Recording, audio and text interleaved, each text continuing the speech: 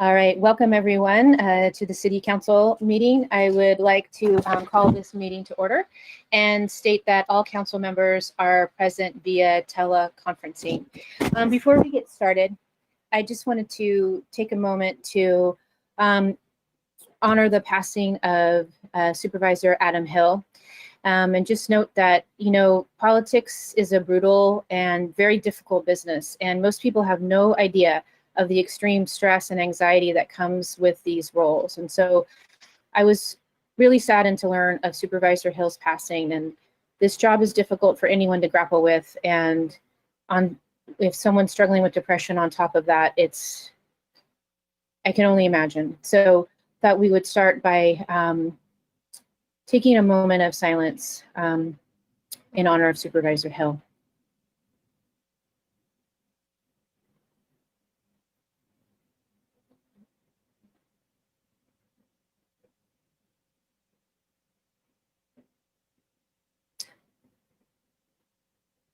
And maybe just end this moment by sharing Supervisor Hill's words themselves. Many people are suffering right now, and the way forward for all of us ultimately is to overcome polarizing and alienating tendencies that fuel suspicion, antagonism, and violence. Our common humanity is injured badly by this, but renewed every time we show compassion and a willingness to understand and respect each other. Today is a pretty special day, actually. It is the 100th anniversary of the 19th Amendment. And so if you'll remember, the 19th Amendment is commonly referred to as when women got the right to vote. And so we do celebrate and honor the suffragists and the abolitionists who fought and marched and sacrificed to win the right to vote. We also recognize that it was white women who got the right to vote 100 years ago. And so as we remember our foremothers who risked their lives to have a voice in their government, it is our duty to recognize that 100 years ago, the right to vote was not available to all women. Black women, Native women, Latinas, and beyond, and all peoples were not invited to vote. And so I hope that we can join together across political parties to ensure that we have a free and safe election for all this November. And the League of Women Voters asked me to also mention that you can go to their website, www.slowvote.com, or that's actually, which is the county clerk recorder site, with information about voting and elections. And with that, I will turn it over to Supervisor, City Manager Johnson to receive an update from the Emergency Services Director and provide COVID-19 related direction based on current status. Great, thank you, Madam Mayor and members of the council.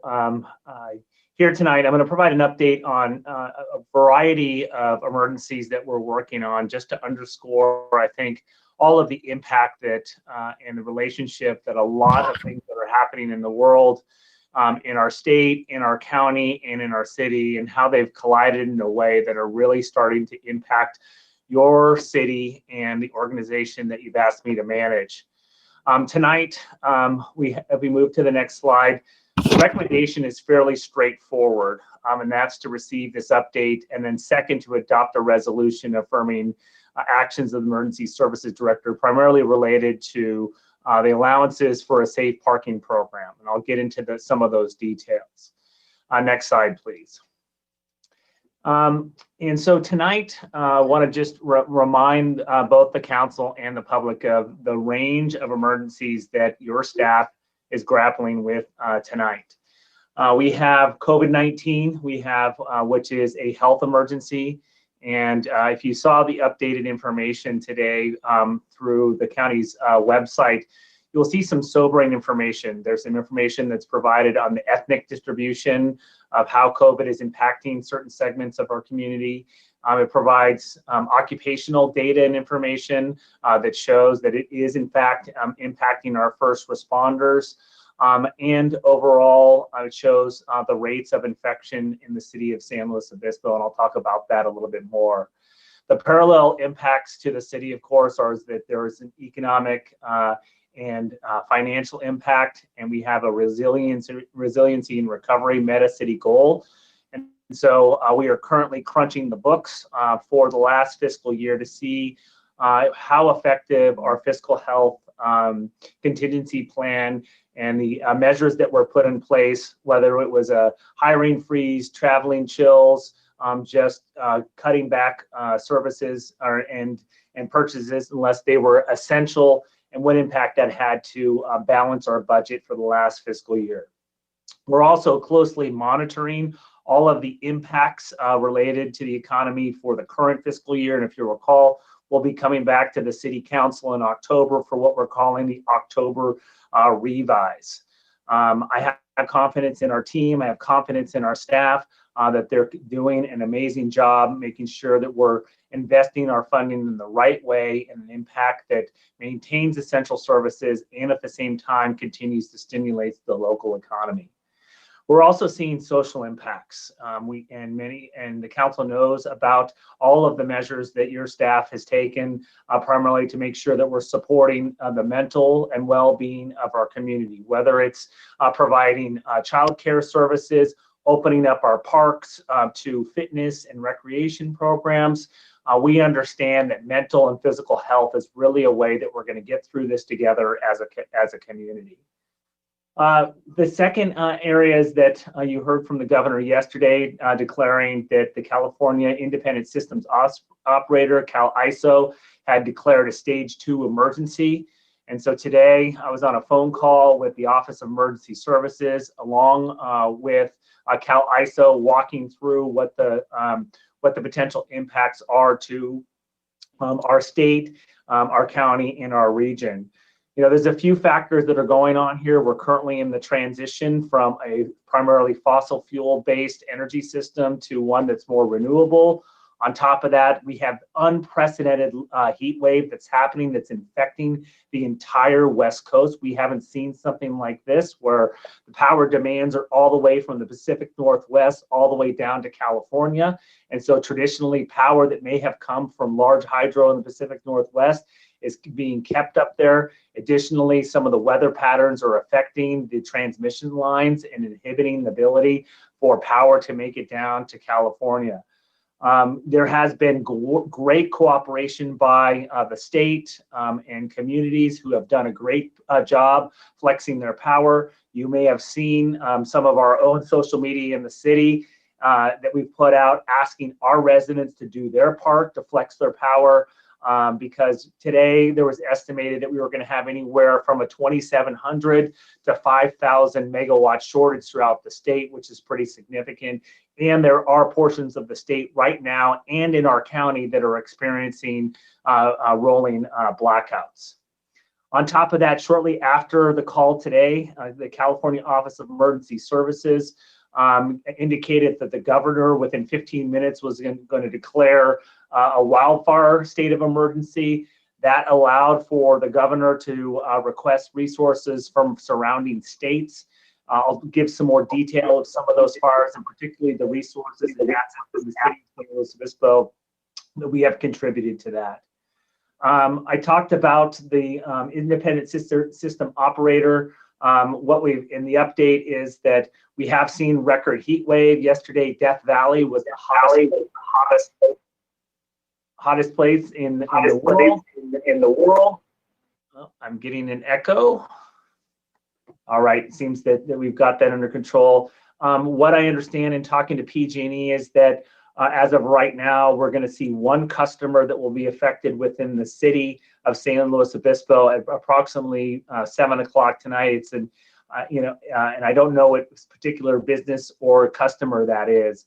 Tomorrow is unknown. It's expected to be more severe, and so we'll be monitoring reports throughout tomorrow morning about what's anticipated. I'm going to switch here to an update on the COVID cases in the city or in SLO County. As of 1 o'clock today, we had a little over 2,500 cases. Fortunately, we've had about a little over 2,000 or 2,100 have recovered. We have 430 that are at home. 2,352 of the cases are in the community. And right now, CMC is the hotspot in the state penitentiary system in terms of where we're seeing transmission of cases. In terms of the California Independent System Operator, the stage 2 emergency, the background on that is that we're likely to see power outages due to the strain on the grid. We are appealing to customers and to conserve energy to avert or limit power outages. If systems conditions do not approve, ISO will declare a stage 3 emergency, including rotating power outages. And on the right side of that of the slide, it gives you details of what each one of those stages mean. You may be asking yourself, what does this mean for city facilities? The city has emergency generators at all fire stations, the police department, 919 Palm Street, Courtyard, City Hall. We have them at our communication facilities, at the water treatment plant, at the water resource recovery facilities. These generators will automatically come on when the power is shut off. The generators at City Hall and 919 Palm are not full campus generators, meaning they do not power the entire city, only emergency lighting, and it's limited to critical IT systems. And we have plugs inside a City Hall that are identified that will be energized. Our traffic signals are powered by PG&E service, and when power is interrupted, it will go dark. At this point, the California Vehicle Code indicates that these intersections are stop controlled. On over 50 of the city's traffic signals on the higher speed roadways, we do have backup systems. In terms of our water treatment plant, we have been anticipating this. We've been treating large batches of water and then storing them for daily distribution throughout the community. This allows us to be flexible and for us to assist the power grid, and we also receive monetary benefits. We've been in this program for a number of years. We began in this program, I think, during the last rolling blackouts, and we voluntarily enrolled in the program for over a decade. In terms of water distribution and pumping system and wastewater collections, we do have 4 portable generators to serve the wastewater collection and the portable water distribution systems, and we can mobilize those and to draw down lift stations and add more water to tanks as needed. In terms of the water resource recovery facility, we do have the ability to store wastewater for short periods of time before treatment. And the wharf has a backup generator that can provide power for up to 24 hours. And we have utility staff on standby to respond 24/7 should the need arise. So I'm feeling fairly confident based on all the planning work. If you recall, last year, Chief Agson led a full effort for the power safety, something, PPFs, I can't remember the acronym, my apologies. Public Safety Power. Shut off, yes. And so that did a lot of pre-planning for us to position assets in anticipation of that. I went through that slide. I'm going to now switch here to the current fire status. The state is at preparedness level 4 with 5 of the 6 incident management teams assigned to fires. This is very significant. Out-of-state resources are on order. The last time that we've seen this level of drawdown was during the 2003 Cedar Fire in San Diego County. We have assets that have been dispatched to the following areas: the Salmon Creek Complex, the Lake Fire in LA County, the Carmel Fire in Monterey County, and the Deer Fire in Alameda County. And I would just say that all fire stations remain fully staffed, and we have callback personnel on standby. So we are able to protect the city. Nevertheless, it is important for the council to understand that we are experiencing impact throughout California. Additionally, next slide, we have racism as a public emergency, and we have planning activities related to rallies and protests. Since June 1st, we've had 27 protests in the city of San Luis Obispo. As of this evening, the following protests are known. We had one scheduled today at 5 o'clock at the corner of LOVR and Madonna Road. We have one scheduled on the 20th at 5:30 at the courthouse, on August the 28th at 5 o'clock at the courthouse, and Monday, August the 31st at 4:30 at Mitchell Park. Additionally, we understand that there is a planned press conference on Tuesday, August the 25th. And we do anticipate before the scheduled arraignment of Ms. Arata on September 3rd that the district attorney will make an announcement. So our staff is monitoring and preparing and planning.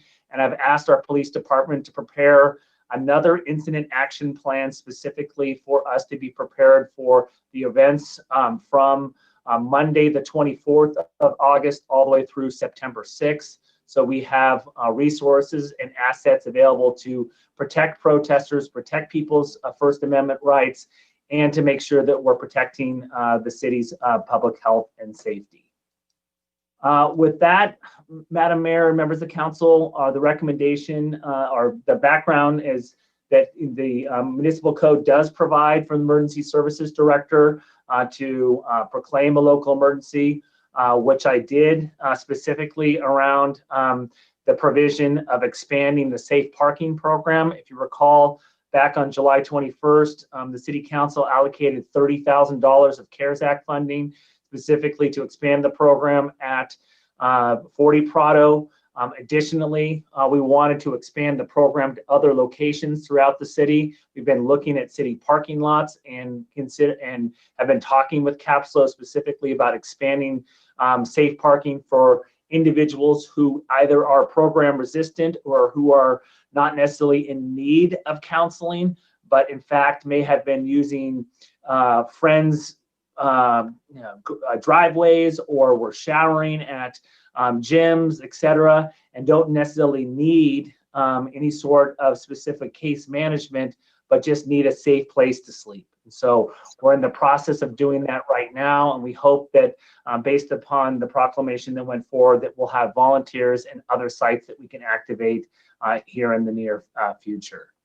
Next slide, please. And so with that, Madam Mayor, that concludes my report. Our recommendation is to receive the report tonight. I'm happy to answer any questions. We've got staff available tonight to answer any questions about the range of emergencies.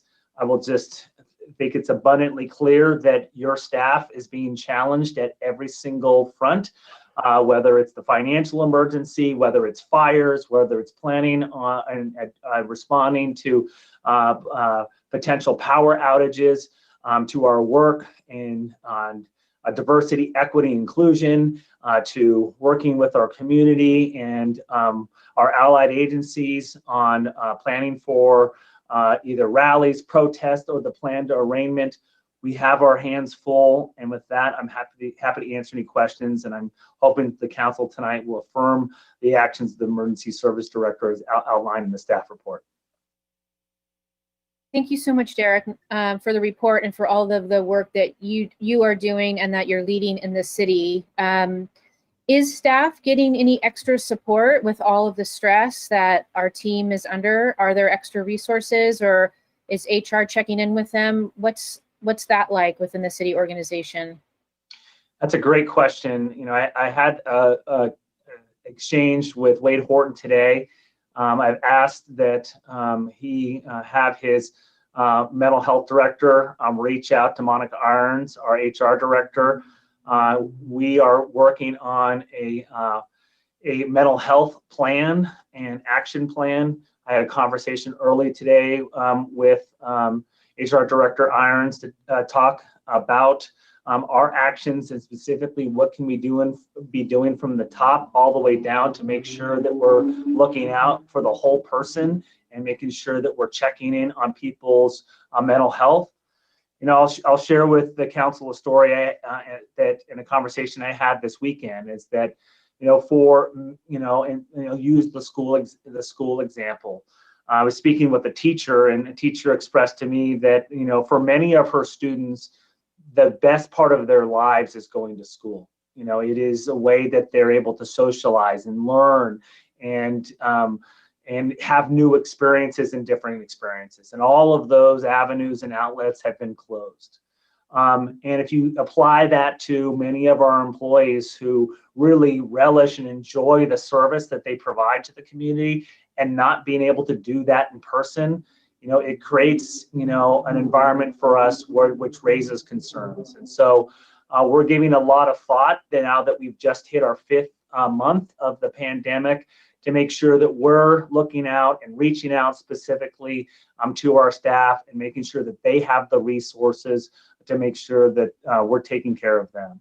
So we've got a plan underway. Exactly what that looks like, we don't know today, but I'm confident that the team will roll out something that gives our employees the resources that they need. Great, thank you so much for that. And Councilmember Stewart, I saw your hand up, but maybe I'll just ask a couple questions. Can we get some, maybe this was in the works anyway, but just some social media about the safe parking program out there, just as one other mechanism to make sure that people know that that's what the story is there and that's available? We certainly can do that. We're starting to, specifically with, and I don't have the numbers. I don't know if Michael Codron, if you're online. That's the first program, but certainly we'll look at, what opportunities we can do. I'm hoping that the faith community perhaps is the next, is a segment of our community that will be responsive to perhaps expanding the program. But Michael, maybe you can share some insight. Sure, happy to. Thank you, Derek. The safe parking program at 40 Prado Road sorry, a little bit of feedback. Being managed by Capslow is originally approved for 7 spaces, and now they're allowed to go up to 17, they're allowed to do more than that, but they're planning to accommodate up to 17, and they have 14 parkers there now, so they're getting up to their maximum. And we have identified additional locations, one being the Railroad Square parking lot as a potential location near the Railroad Museum, just as one possible option, and looking at others as well, and looking at other operators to potentially conduct that, possibly as well Capslow, as Derek mentioned. But I know that Captain Jeff Smith had talked with Transitions Mental Health Association, who has an office right next to that location. So these are ideas that we'll be pursuing to accommodate the need. Okay, great. So yeah, if there's a clear way to get that information out to as many people as possible, I know I'd love to share it. I'm guessing my colleagues would too. And then my last question is for Aaron Floyd. I think he's here in the meeting somewhere. I was listening to that part carefully, because how long can we go with a major disruption like lack of electricity and still count on clean water? I was trying to understand from the presentation tonight how that works and what people should be prepared for if it goes on a certain amount of time. Yeah, thank you, Mayor Harmon. This is Aaron Floyd, Utilities Director. Right now at the water treatment plant, we can actually run straight for about 72 hours before we would even need to refill our standby generators. Those are diesel-powered backup generators, and diesel is typically readily available for us to bring that in. So several days on that. At the Water Resource Recovery Facility, right now it's 24 hours of continuous operation. That one is backed up on a propane generator, which is also readily available. So as part of our contingency planning, we do have folks that we can call on right away and get this out. So we will keep the city in water and wastewater services.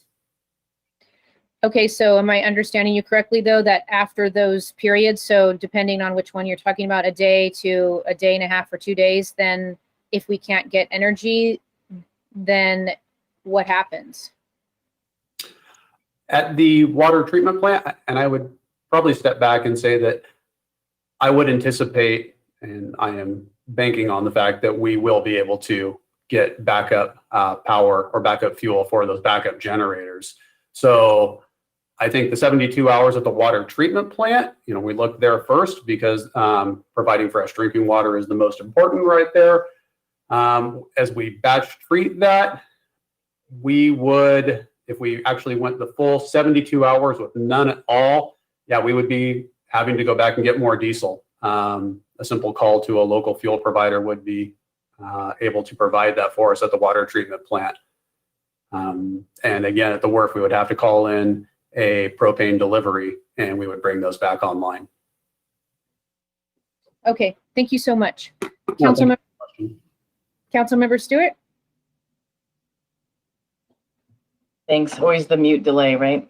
I also wanted to echo the mayor as far as all of the city staff and how hard everyone is working. We know you are doing so much that we can't even truly put it all on a piece of paper. It would just be rapid around the city. On the protests, as you mentioned, there were 27 from the 1st and on. As far as our cost, I know that people have been asking, how much does it cost to manage that? Are we seeing any recovery of costs with fees in the future from the permits, or is there anything you see that will be able to help us recover some of that cost? Great question, Madam Mayor and Councilmember Stewart. We and Christine is available to fill in where I'm unable to provide the full details, but our fee schedule and the way that it's structured only allows us to really recover a fraction of the costs. And so, for example, the annual Women's March that happens based upon that's a free speech, rallying event that takes that we typically work with organizers months in advance. I think we recover. I think the total event costs the city about $30,000 to $40,000. I think we recover in the neighborhood of about $9,000, and those are the costs that we've determined are eligible for reimbursement based upon both our policies and established legal precedents. Thus far, we've had one event, and we've appreciated Race Matters recently. They held a vigil this last Sunday night in Mitchell Park, and it was great. They worked with us and pulled a permit. We're hoping that becomes more of a trend because we believe that there is a benefit. There is a benefit to the community, and there is a benefit to organizers because it allows us to plan, it allows us to put resources out there, it allows us to give notice, et cetera, and it really allows for the safety of protesters in the community at large. We do right now anticipate having to come to the council either in the middle of September or early October as part of the October revise to give council an update on the full cost because we are projected and are on a pathway towards exhausting our overtime budget in the police department. And so we will need to make some budget adjustments, and that will need to come from emergency reserves. And so as part of the work that we're doing right now to try to true up the financial plan and see where we ended up from last fiscal year, we'll come to council with a full assessment of how we balanced last fiscal year, what the projection looks like for the next fiscal year, and a recommendation is particularly related to the costs related to rallies and protests. I have had some conversations with the police chief around specifically requiring permits, and specifically we've gotten a lot of input and feedback from the community about taking affirmative action about protests that are not permitted, and specifically citing individuals that are in the streets without a permit. Thus far, from what we can tell, based upon our looking at other cities, we have to ultimately gauge our response. And we have been trying to be exceptionally prudent and balanced in a way to balance out people's First Amendment rights and the emotion and a lot of the information and that people want to share with the community, and at the same time the impact that it's having on businesses. So that's all to say that we're still having discussions, and we've just started to open up conversations with rally organizers to get them to a point where we can have a basis and understanding that, hey, you need to pull permits. This is the process to do so, and here are the benefits. Great, thank you. Thanks, Derek. And I will just add to that, there was a very clear communication that went out to the known protest organizers to help them understand where those provisions of the Muni Code are, what the exceptions are, what the process is, who to contact, how far in advance we really request that they give us information. But I would highlight that even if it's an emerging issue that would constitute an exception to our permit requirements, it is just so much better for the safety of everyone involved and setting everyone up for success if the protest organizers can coordinate with our city staff in Parks and Recs and Public Work and PD, so that we can understand where those activities are likely to take place, and we can ensure that there's adequate safety resources to support that free expression. So there's absolutely a spectrum that is contemplated under our city ordinance, which is one that was negotiated specifically with the ACLU following the Mardi Gras issues. And so there's been a lot of really high level First Amendment protected input put into our regulatory structure and our permitting process that really supports that First Amendment activity, but also really recognizes that there are some very valid, very concerning public safety issues that are raised by unregulated protest activity, particularly those activities that are in unprotected right-of-ways. So I'd encourage anyone who is contemplating one of those events to reach out to the city and work with us to make those safe events. Thank you. Thank you. Thank you for that. Do any of my other colleagues have a question? Okay, seeing none then.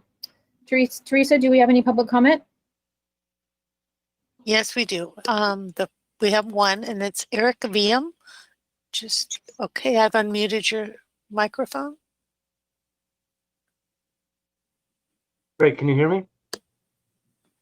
Great. Honorable Council, Mayor,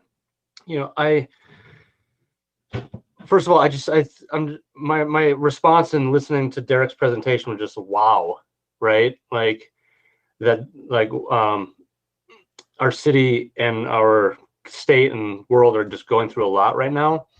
And I just want to really elevate that these crises are just we're not just being unlucky in this moment, right?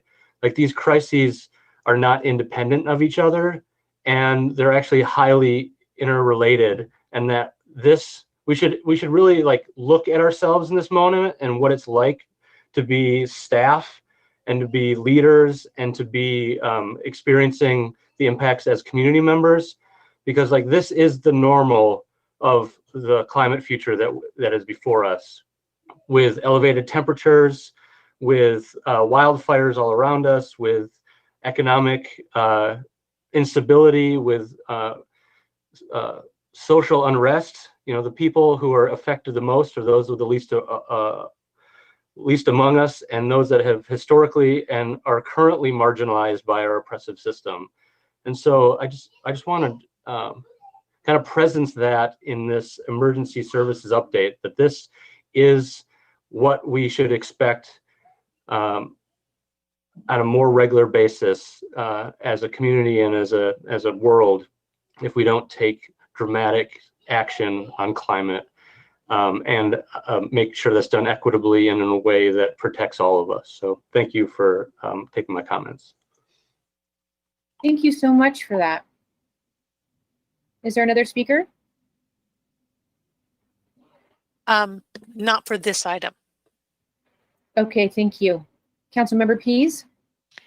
I like to move staff recommendation, and I would like to thank staff and the team for all of the effort and thoughtful balancing, and to Eric Viam for his really poignant comments. I will second that motion, and I also would like to thank staff and Derek for your report, and both my colleagues, Erica and Heidi, for your questions, and Mr. Viam for his comments also. Thank you very much. This is indeed a difficult time. Thank you for that. City Clerk? Councilmember Pease, Yes. Councilmember Christensen, Yes. Councilmember Stewart, Yes. Vice Mayor Gomez, Yes. Mayor Harmon. Yes, and with that, it passes 5-0.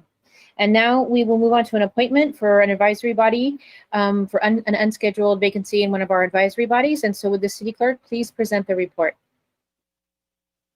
Mayor and council members, the item before you is to fill unscheduled vacancies on the Tourism Business Improvement District Board, the Personnel Board, and the Human Relations Commission. Councilmember Liaison Subcommittee members Gomez and Stewart recommend the appointment of Natalie Ward and John Burns to the Tourism Improvement District Board. Council Liaison Committee members Harmon and Stewart recommend the appointment of Jill Lemieux to the Personnel Board and Angela Kasbarak to the Human Relations Commission. This concludes my report, and I'm available for questions.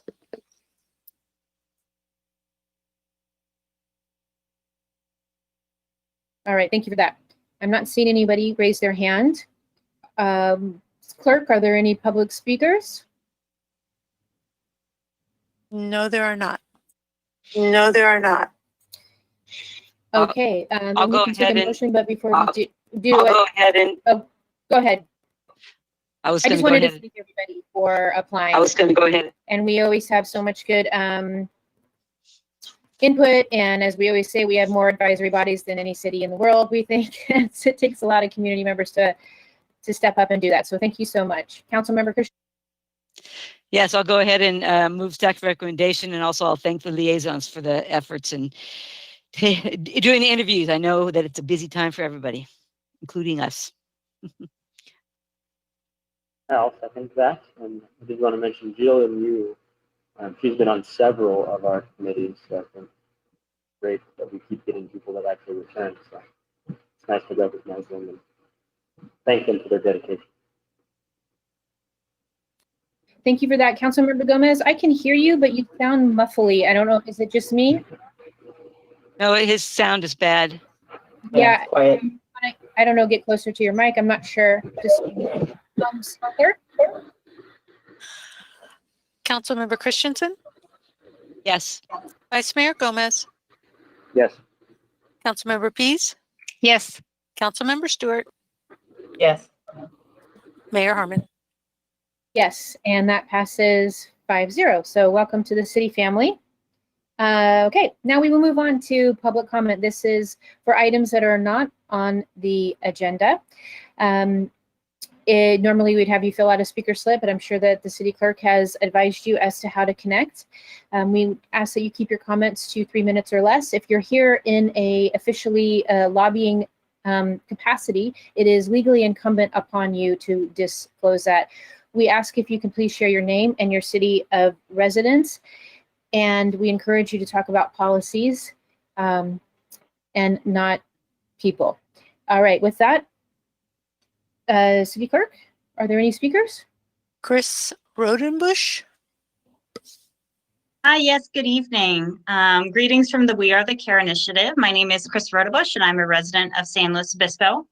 Now more than ever, we are reminded that access to quality and affordable care is vital for our community to function and support our economy. We can clearly see that childcare professionals are now and have always been an essential part of our workforce. The COVID-19 pandemic has taken over most aspects of our life and has widened gaps that already existed in access to quality childcare and early education for children. Awareness of racial and socioeconomic inequity and privilege has also been brought to the forefront of our society, and these issues also impact childcare. We need to work to address access to quality care for all children, and especially families who are disadvantaged from the start. When I last spoke to you, we asked you to support early childhood and childcare by identifying a member of this council to serve as a childcare liaison. And we would like to thank Mayor Harmon for accepting this role and for San Luis Obispo. We have identified liaisons from each city council and the Board of Supervisors, and this group will have its first convening this Thursday on August 20th. We look forward to building our regional partnership and hope that we are able to come together to find solutions to the childcare crisis. One way we are hoping to gain perspective and understanding of the existing framework of childcare in San Luis Obispo County is through the collaborative childcare study launched with support from yours truly, the City of San Luis Obispo, the County of San Luis Obispo, San Luis Coastal United School District, and Cal Poly. We are happy to announce that we have found a contractor and they began work August 1st with phase 1 of the study. The feasibility study will develop a suite of recommended options for public sector organizations to pursue that contribute to expanding quality, affordable childcare in the county. As our community continues to cope with the current new realities of life, many more parents and families find themselves back at work, with many school-age children not returning to school in the traditional sense this fall. The health and safety of our children are crucial, but distance learning creates an entirely new set of obstacles. The childcare sector is already past its breaking point due to the pandemic, and we now have introduced a new group of children who require care. Thankfully, cities, including this one, school districts, and nonprofits in our county are coming together to address and expand the need, but they still require our support. Thank you so much for your time, for your commitment, and we will be back soon with more updates. And if you want to learn more about the We Are the Care initiative or to get involved, please contact First 5 San Luis Obispo County or find more information on our website at www.first5slo.org. Thank you so much. Thank you so much. That was our only speaker on non-agenda items. Okay, great. Thank you so much. I had something I wanted to bring up, and I know I mentioned this earlier to Derek, but I wanted to talk a little bit briefly about the unsheltered and the impacts of folks that are unsheltered and otherwise at Mitchell Park in particular, but also in the downtown in general, and just say that the situation there is at a crisis point. I would say especially in Mitchell Park and probably other parks, but I was just at Mitchell Park, and I think that you know, we do a lot, as we all know, and there's a lot more to be done, as we also know. And I think that we need to make a more concerted effort to engage the county on this issue to ensure that we have the appropriate level of support from them to address this growing challenge. So I'm not asking necessarily for it to be agendized, Derek, unless that's an effort that would need to be agendized, but I'm just hoping that we can do more and we can engage the county in a more specific way about the level of support that we need here in the city on this issue. Yeah, thank you, Madam Mayor, members of council. If you recall, this year was I think the first time that we had seen a specific section of our legislative platform that was devoted to advocacy, both at the local, state, and the federal level as it relates to homeless services. I think that through the course of conversation at the council level for quite some time, it's become readily apparent that we need to ramp up our advocacy. The 10-year plan that the county developed is now long since expired. The situation has gotten significantly more complex and complicated, and the numbers have in fact grown. That's not all to say we haven't done a lot. We've done a lot as a region. We as a region have developed 40 Prado, but clearly more is needed. Prior to COVID-19, as the county was looking at potential at its budget, we as the city and county managers were working on and had some initial commitments with a recommendation from the CAO to perhaps recommend additional funding for homelessness. And Mr. Horton himself was attending many of the HSOC meetings. And I had specifically advocated that we think about a regional strategic plan and an update to the 10-year plan. That all got waylaid in March with COVID-19. And of course, the projections are now that we could see significantly more homelessness with evictions and just the social impacts of COVID-19. So I have got Mr. Hill on the line today. I've asked him specifically to work with our lobbyist, to put together an advocacy plan for us to work with the cities, other cities in our county, and work with our county and work with our state legislators and federal representatives. And so I'll turn it over to Bob, who can provide an overview and what we believe might be the recommended steps for us to come back at a future time. Can I first interrupt for just a second? Excuse me. I'm on the HSOC committee, as a matter of fact, and they had an urgent meeting earlier this week, and I was going to report on it at the end of the meeting. The days run together, so I kind of forget when I'm supposed to do what. But they did divert a bunch of funds that were meant through some complicated thing that can't be spent. So they diverted a bunch of things to beginning that update process on the 10-year plan. So I know that actually is now supposedly going to be underway, or at least going to be proposed to be underway. So there is some movement at the county to get that plan revitalized and going again, I think, given the same pressures that all of the cities and the county itself is under. So that's the latest from HSOC is just that the awareness that there is more funding, and some of it is being used to do more regional advocacy, big picture approaches. Thank you for that, Carlin. Good evening, Mayor and Council. Bob Hill here. And as Derek mentioned, I just recently had the opportunity to reach out to some of our colleagues in Sacramento and really start a conversation with them about how we can better understand what resources are available, whether it be expertise or financial resources at the state level and through the governor's office, and also to understand what are some really good case studies for other counties and incorporated cities within those counties around our state that are doing, having a lot of success or at least having some success with holistic and regional approaches to tackling the multi-pronged, homeless issues. And so we'll be starting off those conversations next week, and following that I'll have a chance to bring in Derek, and ultimately we'll brief council on how we can begin to communicate externally and comprehensively on this important issue that stems in all areas of life and in all corners of our city. So thanks very much, and we'll be happy to report back as soon as the next council meeting. Wonderful. Thank you so much for that. Councilmember Pease, did I see your hand? Sure, thanks. I was going to take the opportunity to thank We Are the Care, and there's an item on consent coming up about childcare, but I did have a question, kind of big picture. Mr. Johnson, if this would be an appropriate time to kind of give an update about our current programs and our capacity to meet current needs. Great. Thank you, Madam Mayor and Councilmember Pease.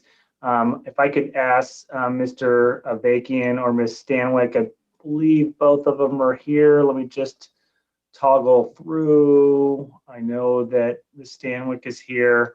I don't see Mr. Avakian on there. Perhaps I'm missing him, but I've unmuted both their mics. okay, great. Thank you. And I'm going to defer to Parks and Recreation Director, Mr. Avakian, who is prepared to answer this question now as it relates to childcare overall, and as well as your consent item. Thanks. Great. Thank you, Shelley and Derek. Madam Mayor and members of the council, first off, thank you for your continued support and advocacy for our Park and Rec programs, as well as our Youth Services Division, especially during these times to support our community. As you know, we have some unprecedented times looming next week with our remote learning through our school district, and our staff have continued to pivot and make adjustments to their normal support programs at the school sites. And at this time, I'd actually like to introduce Megan Berger. She's our Recreation Supervisor for Youth Services, who oversees our childcare program, including the day camp programs. So I'd like to introduce Megan at this time. Hello, thank you, Mayor and Council members.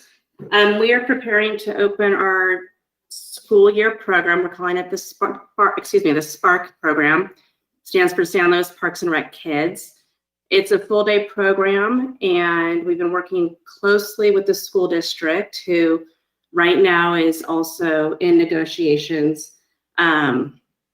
to get some extra funding to support our program, to lower the cost for our participants.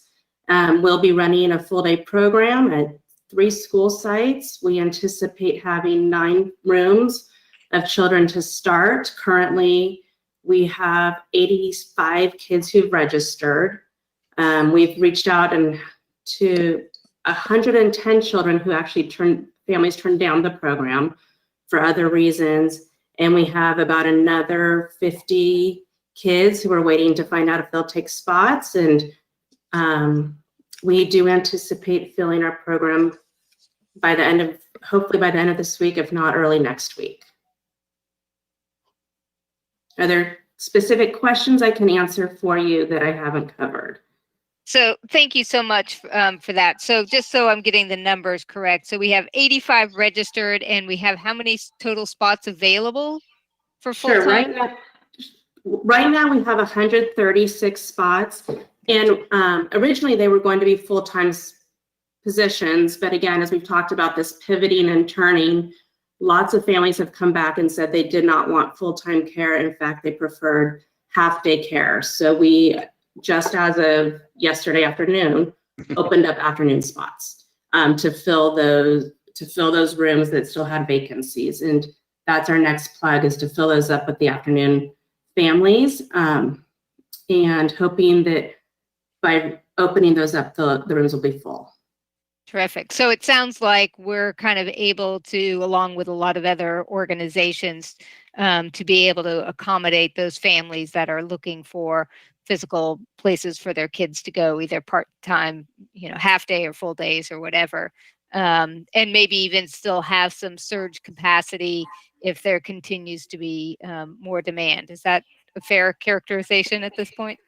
That's absolutely fair. And we're really surprised by how many people ended up saying that they wanted care originally and then turning it down. And I think a lot of that's just based on parents and families feeling that they can find other solutions right now that might be a little bit safer, and that large group care might not be for them.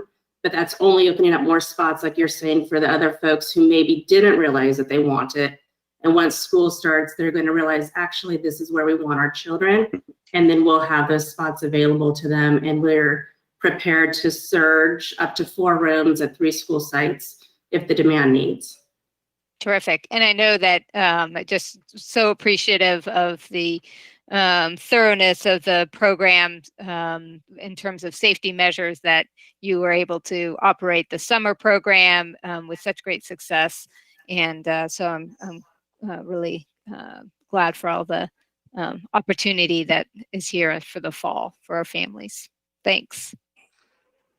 Thank you. It's been a pleasure. Thank you, Councilmember Peace. We appreciate those comments very much. The staff have worked extremely hard, really the last 6 months, preparing for summer, as well as now pivoting and kind of coming up with a new model for the fall program based off of that success from summer that you mentioned. And we are still expecting, like Megan was mentioning, as we move into the next week or 2 of school starting, how that impacts our families, what their support might need, as well as when Cal Poly begins. So we are having that capability, like Megan said, to surge and expand some rooms based off of demand. Awesome. That's it. Thank you, Mayor. All right, any other questions? Okay.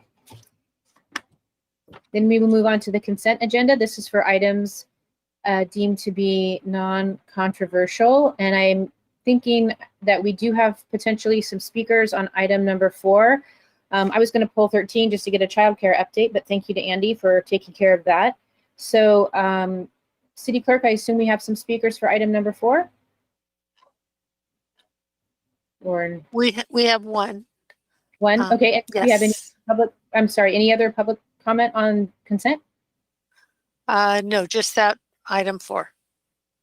Okay, let's have that speaker go ahead. Okay. Kelsey, I've unmuted your mic. Kelsey Zanis?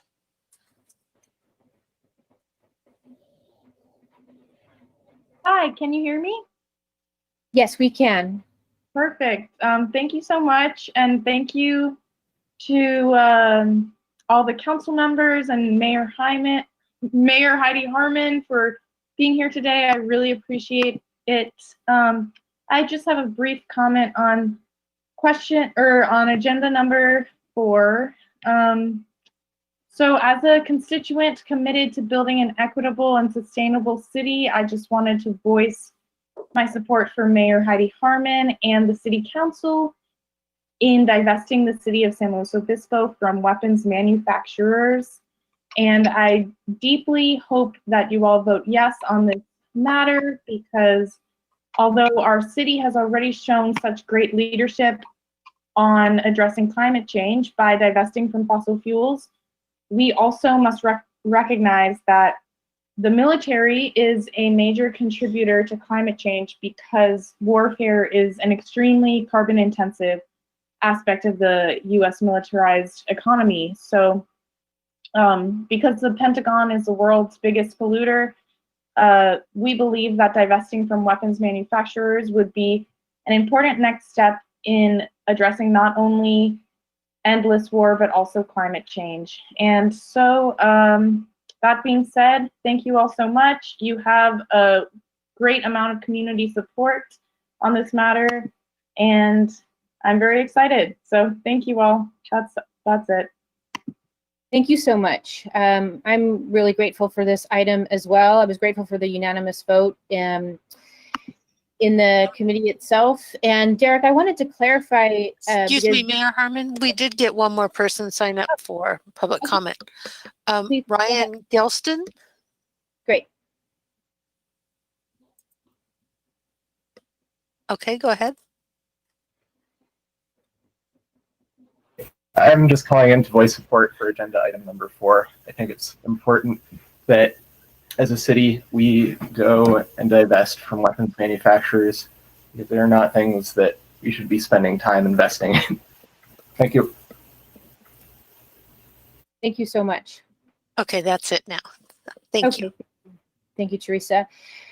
Derek, I wanted to clarify, though, that we actually don't have a comprehensive list of what we will be divesting and then also investing in, right? This is ultimately to commit to, we're using the term SRI strategy, and then those details are yet to be fleshed out, but we have made it clear pretty much about the military, correct? Yes, Madam Mayor, members of the council. So tonight's is, I think, a monumental step for the city in really to address a comprehensive policy rather than picking specific industries and sectors by which to disinvest from. It's really a policy by which that looks at environment, social, and governance. And it's a way for I think is now a standard by which our fund manager will be able to look at investments through that particular lens. So we're not asking the council tonight to give a thumbs up, thumbs down about investment, but to give policy direction to the investment oversight committee, and in turn our investment manager to have a new screening tool by which to evaluate investments. And so I am just thrilled into bringing this forward. I want to thank, our finance director, Brigitte Elke, and the rest of her staff. They've done an exceptional job. I think this is the cutting edge of what we can do. We did a very clear empirical analysis of what the impacts would be on risk and rate of return, and we believe that those areas are not compromised. So that's a little bit of a long-winded answer to your question, but I think I wouldn't be doing an injustice if I didn't really just talk about how more comprehensive and expansive this type of investment approach it is compared to what we've had in the past. Which is to say that for the folks that are particularly interested in divesting from weapons manufacturing, that is a part of what we're talking about.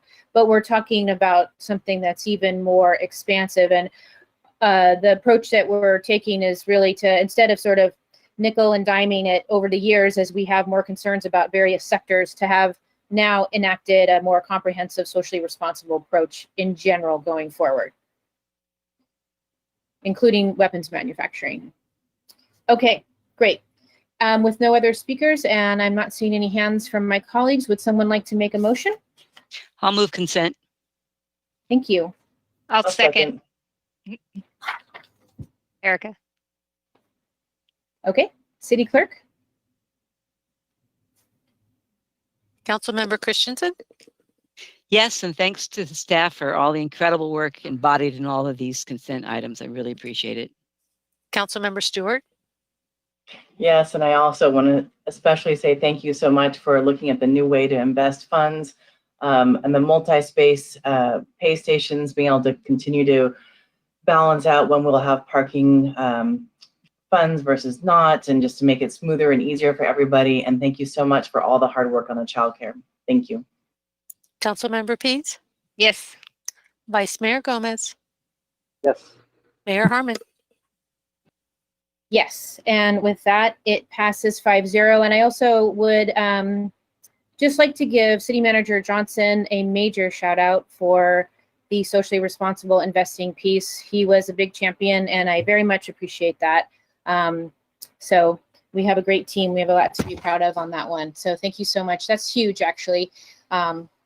So that's really exciting. Feel good about that. I remember coming as a little community member a few years ago to ask the same committee to divest from fossil fuels. And sure enough, in 2 years, it took 2 years for it to happen, and then it happened. And so it's great to see that kind of moving forward. All right, then with that, now we have a public hearing before us to consider adopting the 2020 Climate Action Plan for Community Recovery. So Sustainability and Natural Resources Official Bob Hill and Sustainability Manager Chris Reed will please present the report. But before they do, City Manager Johnson has the floor. Thank you, Madam Mayor and members of the council. I'm really proud to be here tonight, and I'm really proud of the team that's done a tremendous amount of work over the last few years. One of the first tasks that I was assigned when I got here back in 2011 was to develop the city's first climate action plan, along with James David. And we actually got an award from that with the American Planning Association. Fast forward, and we've assembled an amazing team with the leadership of the city council to really start the process of thinking through how do we work on really, I think, one of the huge crises that are facing our world, our country, our state, county, and our city. Climate change is one of these things that from year to year, you can't feel the difference. As the decades stack up, the story isn't clear. In fact, the world is warming. And this isn't new information. We've known about climate change. It was an Irish physicist back in 1860 that first identified that gases in our atmosphere caused our world to heat up. There have been countless reports that have gone up to the highest levels of government, dating back to Lyndon Johnson back in 1965, that were sounding the alarm bells. And we've had different administrations who have looked for federal and national policy to help us chart a path forward towards sustainability. But if you think about it, there really has not been a lot of progress. And there is evidence to show that we have accumulation of CO2 that is impacting our world. Climate change touches everyone, and that should be obvious. It touches the poor, it touches those most marginalized disproportionately in ways in which the weather turns against them. What is less obvious and less important is that the forces of climate change are built into the foundations of the world, the economy, and the geopolitics. And the measures to check climate change are similarly wide-ranging and all-encompassing. To decarbonize an economy is not a simple subtraction. It requires a near complete overhaul of our systems and structures, and you'll hear about some of that tonight. Almost half of the atmosphere's extra human carbon dioxide was put into the atmosphere since the turn of the 1990s. And that was really when the alarm bells really started to go off. And the scale and the implications of underlying that climate change is not just an environmental problem, it is a social, economic problem along and has far-reaching implications. It can't be solved by half-shirted self-abnegation. It's got to be solved through systemic change and changes to the way that we do business. So change by people who are most alarmed will not be enough. What is needed is to change the lives of those who do not much care about it today. Climate change is a matter for the whole government, whether that's at the local level, the state level, and it can't be shunted off to, the city manager, the governor, et cetera. It's got to be embraced by everyone in the organization. And I'm proud of the team that we put together that has, and the meta city goal that the council put forward that has us look through the lens of diversity, equity, inclusion, sustainability, and making sure that we're looking through those lens in all of our actions. We're learning along the way. We're trying to bring that lens into focus. And so tonight, as we present the climate action plan, I hope it's the pair of glasses that brings this into focus for our community. Many of you know that I love reading The Economist. They actually did a great edition this last fall. I became extremely enamored with this graphic that I think really tells the story about what the world and what we're facing. We've got the preliminary round with COVID-19, and unfortunately looming in the distance, we have climate change. It's my hope as your city manager that we'll have lessons learned as an organization through the way we've adapted to continue those practices and challenge ourselves to do business in a new way as we confront climate change. So with that, I'll turn it over to the rest of the team.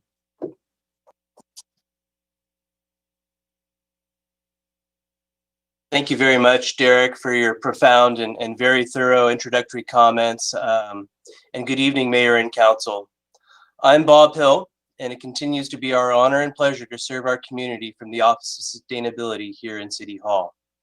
Before we begin our presentation of the Climate Action Plan for Community Recovery that is before you tonight, I would like to briefly provide some context and setting about why cities endeavor to prepare and implement climate action plans by reading a very brief text from the book, Local Climate Action Planning.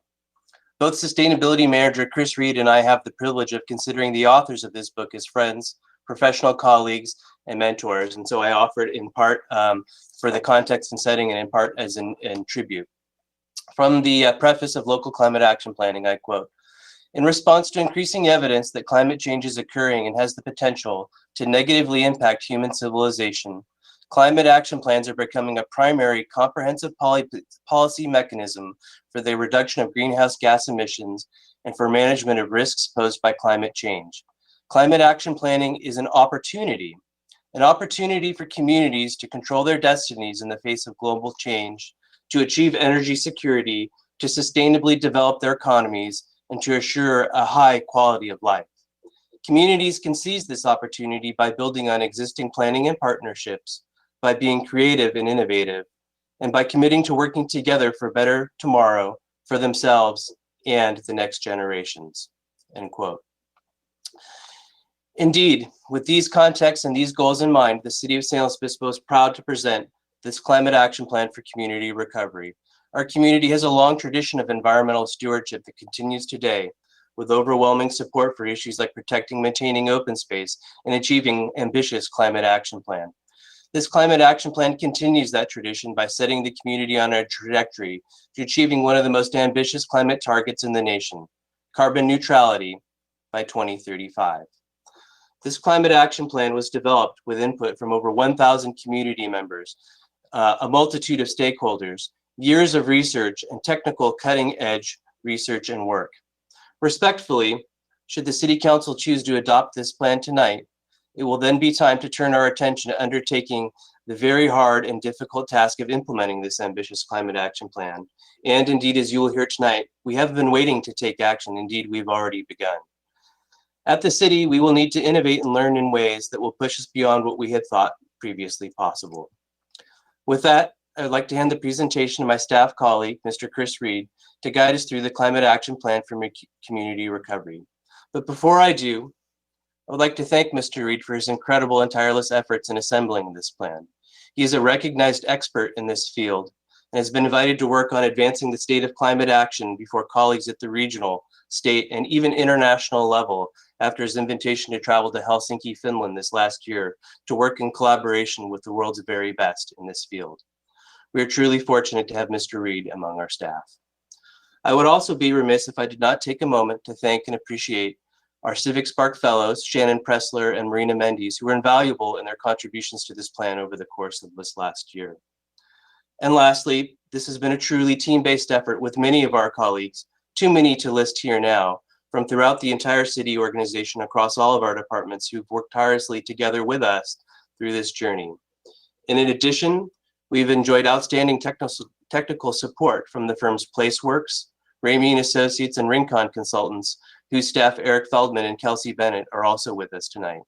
And with that, I hand the presentation to Sustainability Manager Chris Reed. Take it away, Chris.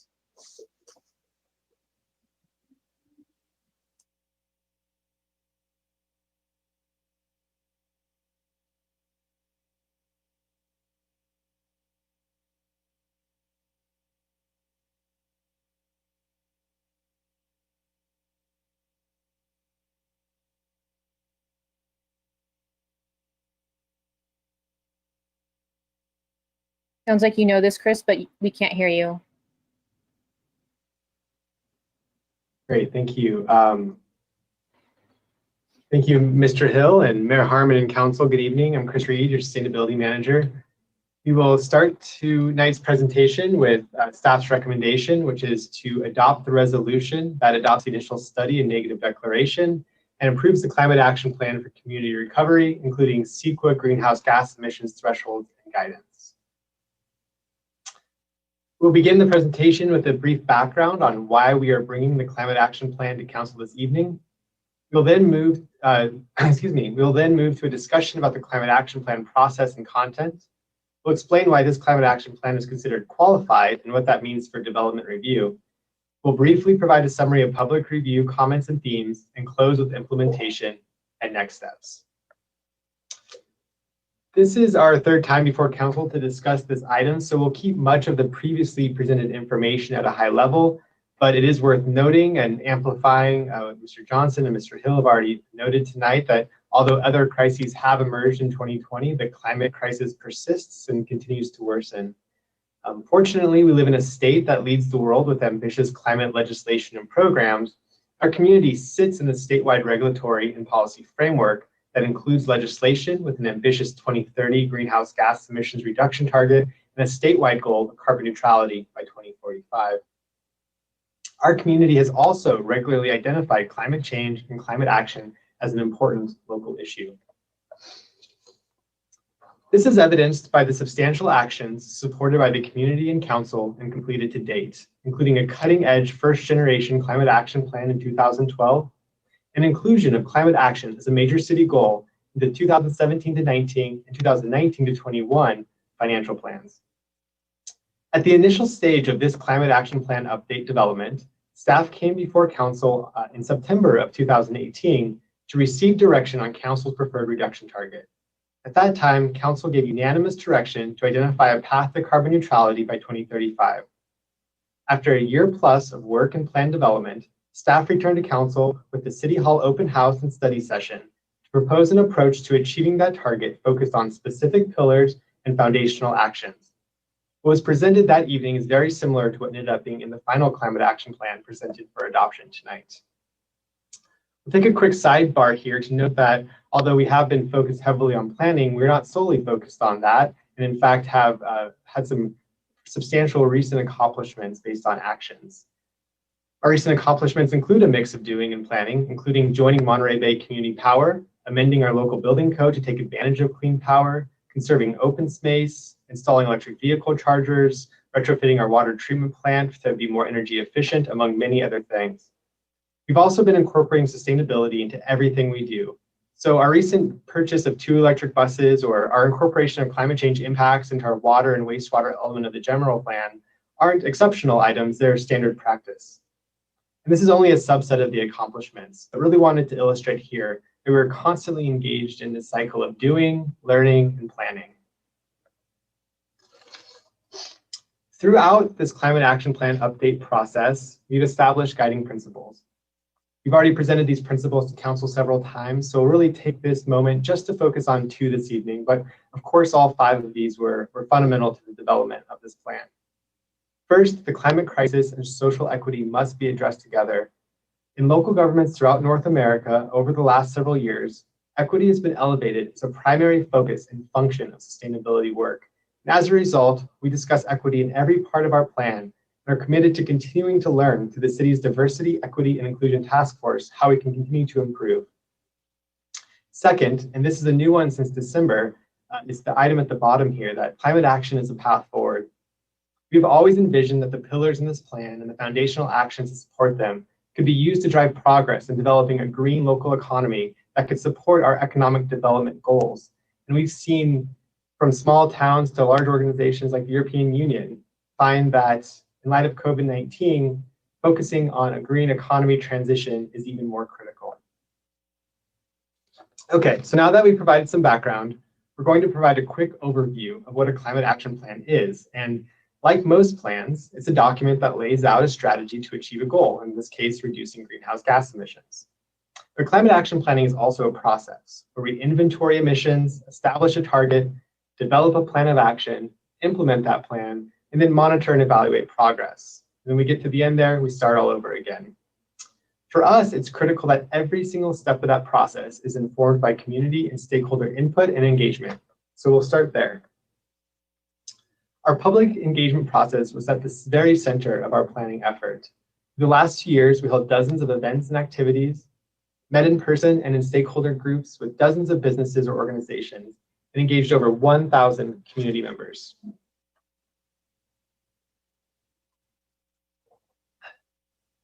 Here are some images from our Climate Solutions Speaker Series, where we partnered with the Slow Climate Coalition to deliver fun educational events that also offered meaningful opportunities for feedback and a space for local nonprofits and organizations to share information with the community. Here are some images from our City Hall open house and some of our social media posts and our story collection tabling activities. Here above, you see Shannon Pressler, our Civic Spark Fellow, along with Dylan Safrini, who was our intern last year. And I think our other Civic Spark Fellow, Marina Mendes, was behind the camera on this one. But these folks held numerous pop-up events at grocery stores and thrift stores and coffee shops and all kinds of places you wouldn't expect to see a community event through our community to share information about the plan, to gather feedback, and most innovatively, collect stories from community members about their vision for 2035. And these stories were actually used directly to create the stories that we'll be highlighting in the plan later in this presentation. And of course, we had standard workshop format events where we had Post-its and sticky dots and took interactive feedback from community members that way. Okay, so back to the steps of a climate action plan. So first, we conducted a greenhouse gas emissions inventory and forecast. And again, we presented this multiple times to council, so I'll only say tonight that our inventory is protocol compliant, consistent with the California Air Resources Board guidance on methods and emission sectors, and has been peer reviewed by technical experts in the community.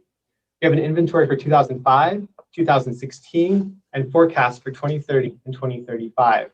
Most notably on this slide, you'll see that transportation is by far our largest emission sector. Once we have our inventory and forecasts, we move to step 2, which is target setting. Here you see our 2005 and 2016 emissions inventories in blue. You see our aspirational carbon neutrality target on the far right with 0. In the hatched yellow bars, we present what consistency with current state law SB 32 looks like, including our proposed 2030 targets. Once we have our inventory complete and our goals set, we can move into the plan itself. We took an innovative approach and split the climate action plan into 2 volumes. Volume 1 is intended for a more casual reader, someone that is interested in the topic, but may not want to dive deep into the technical weeds.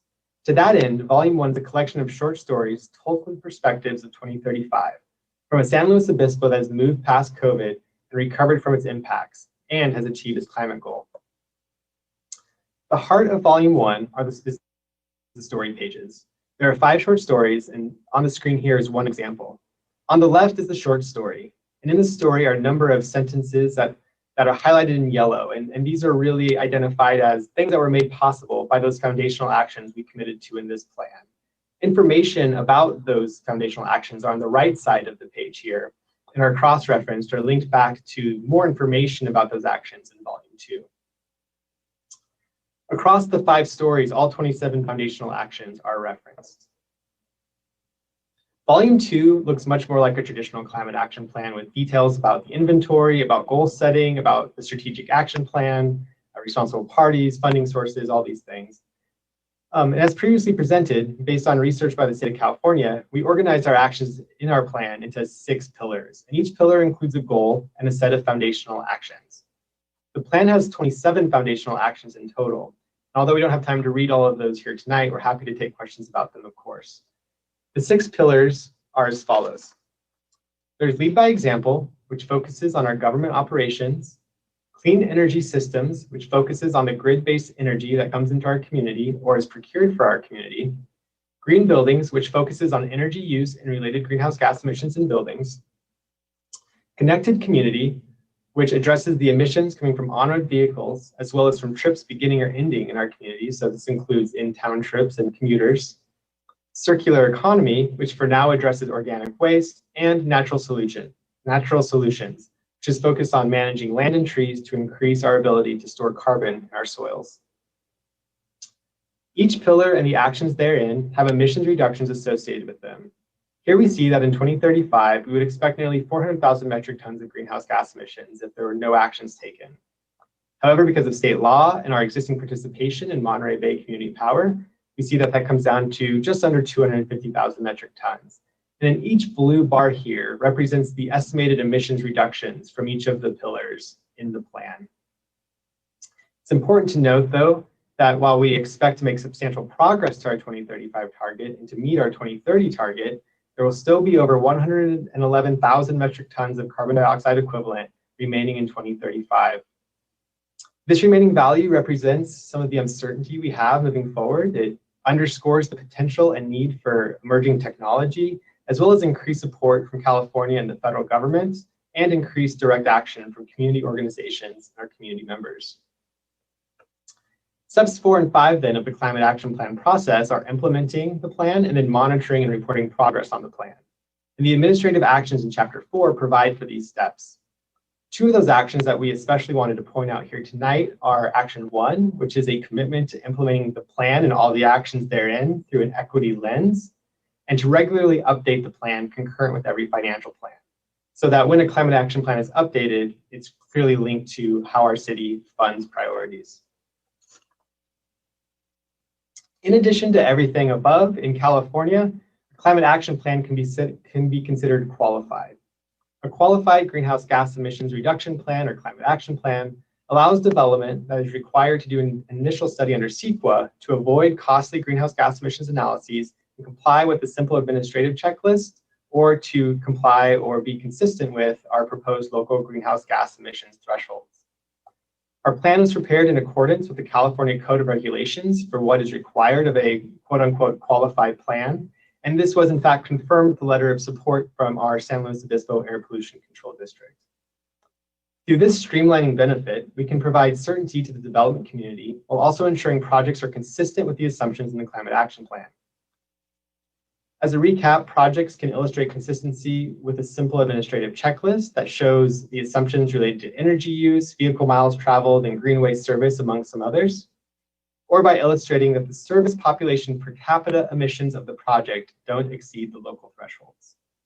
This chart summarizes how projects can either use that checklist or the thresholds to illustrate consistency with the Climate Action Plan, and how they would be either satisfy their obligations under CEQA or be required to provide further analysis.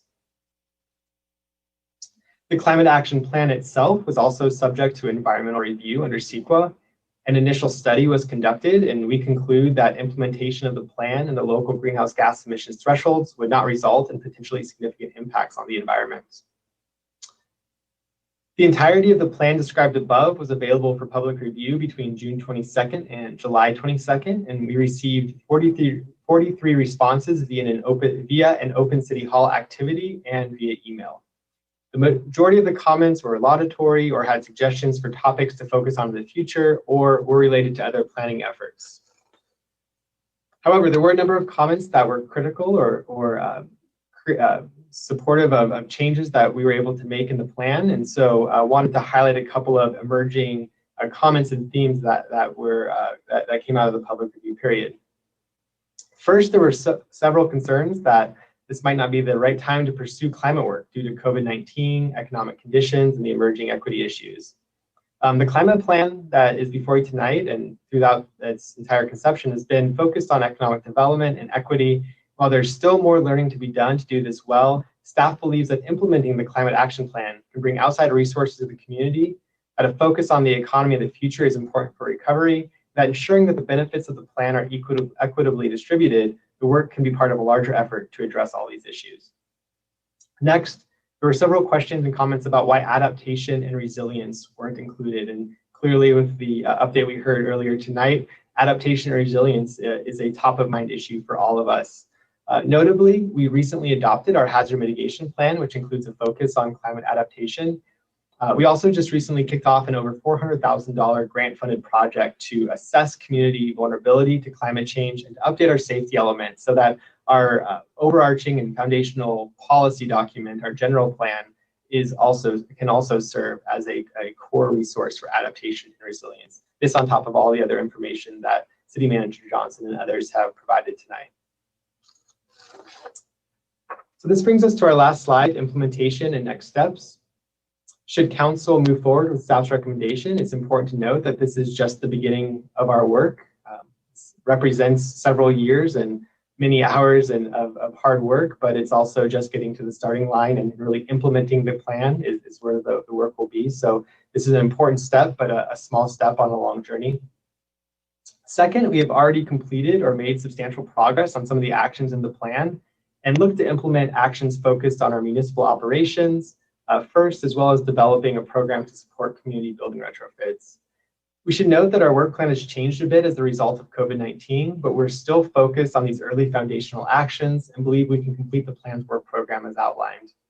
Finally, we are actively working with academic and research institutions, as well as seeking grant funding to assist with plan implementation. So this concludes staff's presentation. With that, I'll leave the recommendation on the screen, and we are available for any questions council may have. Thank you.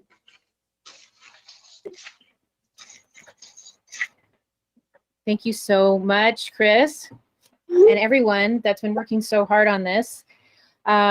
This is such an exciting day. I just wanted to start. I don't have a lot to say except mostly gratitude, but I did want to just briefly share that I was remembering I had to do a public records request sometime in the last year, and what it did was pop up this letter that I had written as a community member to Derek in 2013, and it said, "Hi, my name's Heidi Harmon, and I live here in SLO, and I'm interested in learning more about how I might participate in San Luis Obispo City issues, and I'm mainly interested in the environment, but I understand that everything's connected to each other.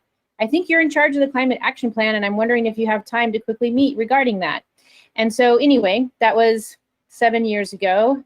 And so it's exciting to be here today while we're really pushing this forward. And also just want to take a minute too to recognize city councils before us as well that started this process. And so it's an honor to pick up where they left off and sort of get it across the finish line, hopefully. So thank you to everyone that has come before us. And also in particular to the Climate Coalition, who has worked so hard sort of behind the scenes, really giving a lot of good information, a lot of good feedback to all of us, a lot of good feedback to me. And it seems like they're in agreement that this plan has turned out beautifully. So thank you so much to everyone. And with that, would any of my colleagues like to say something or have a question? Councilmember Stewart?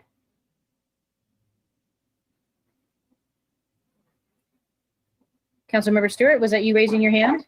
Yeah, sorry, sometimes I lose my mouse. I just wanted to thank you for all of the community outreach that you've consistently done throughout this process. I know I'm constantly kind of a nag on that topic, and I just really appreciate that. I also really appreciate that we are continually matching the the climate action plan with the financials from the city going forward. I think that is essential as we look at how our finance. Can't hear you. Can't hear you. Still no, huh? Did you hear anything? Yes, great job financials. Then that was it. Okay, God, thank you. I'm just saying, I really appreciate you matching with the financials, because I think that during the good years and the bad years, we will continue to be able to look at how we can continue to move forward, but be aware of where we're at. So thank you very much. And with that, I'll leave it to my other. Council Member Pease.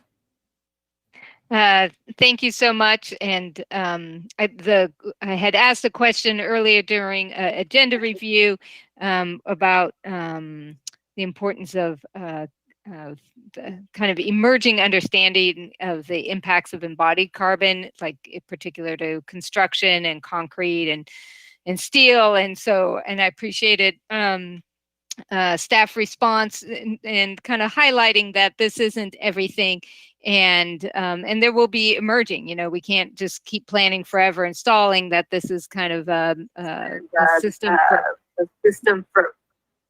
for moving forward. And so in the gosh, it's deep in there, but there's areas for improvement. There is a section about several items, but including our consumption, et cetera. And so I think next time, because we are doing regular updates, we have this opportunity to look at emerging understanding of. So just wanted to share that response and that opportunity in the future. Unmuted feature. Thank you so much. Yeah, it really seems like it has a lot of depth and breadth, and is really thinking through a lot of things in the past maybe we weren't considering at all. Councilmember Gomez? Yeah, I'll express my gratitude as well to everybody. Obviously a big evolution.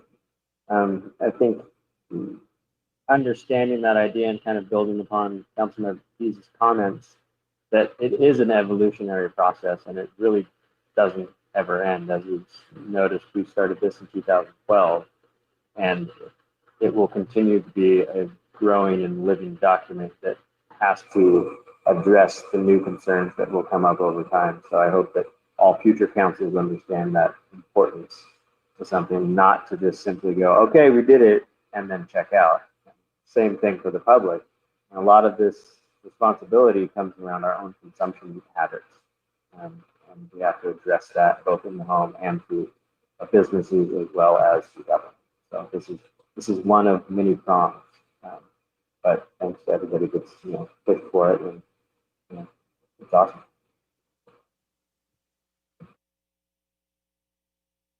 All right, thank you for that. City Clerk, Councilmember Christensen? Yeah,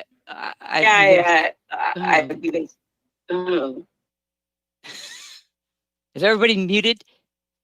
Yeah, that echo is really disconcerting.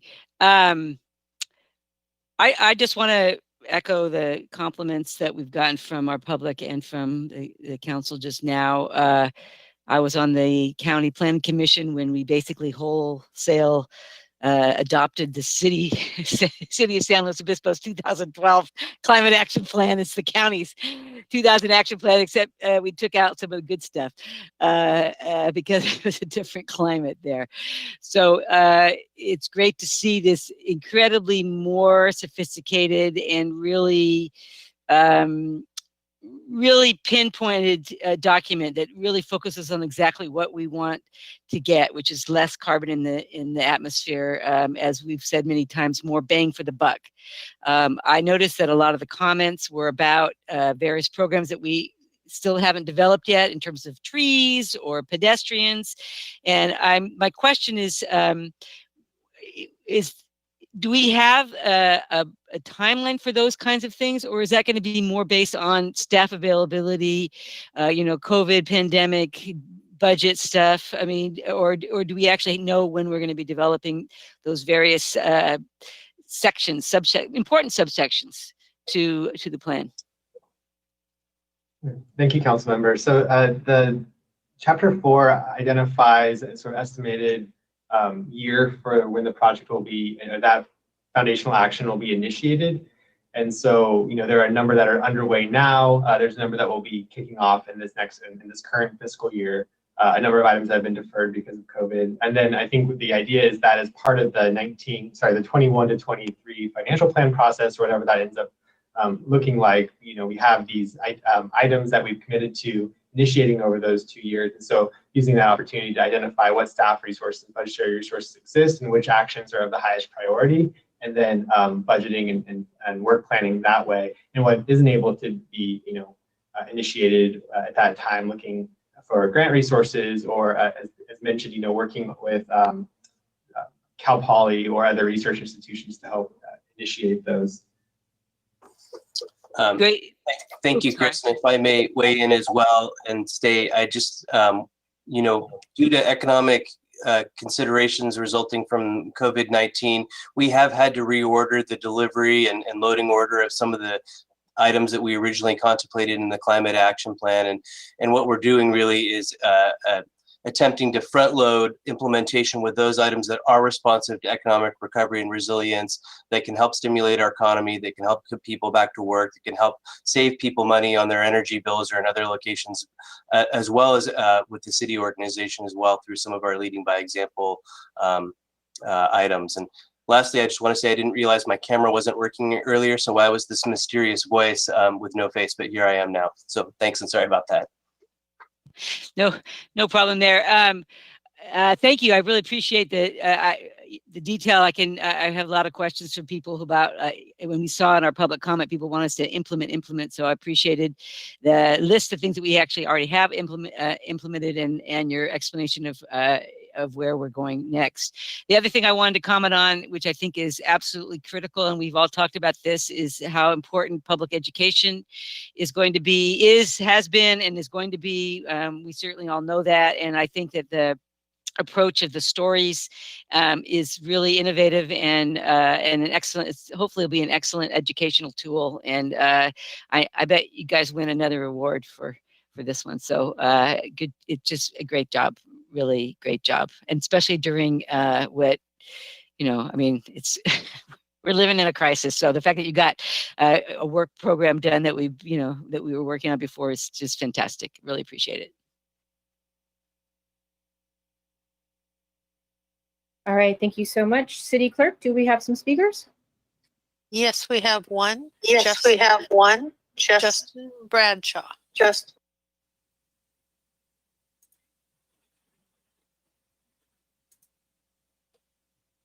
Okay, your mic is unmuted, but it shows you being muted, Mr. Bradshaw.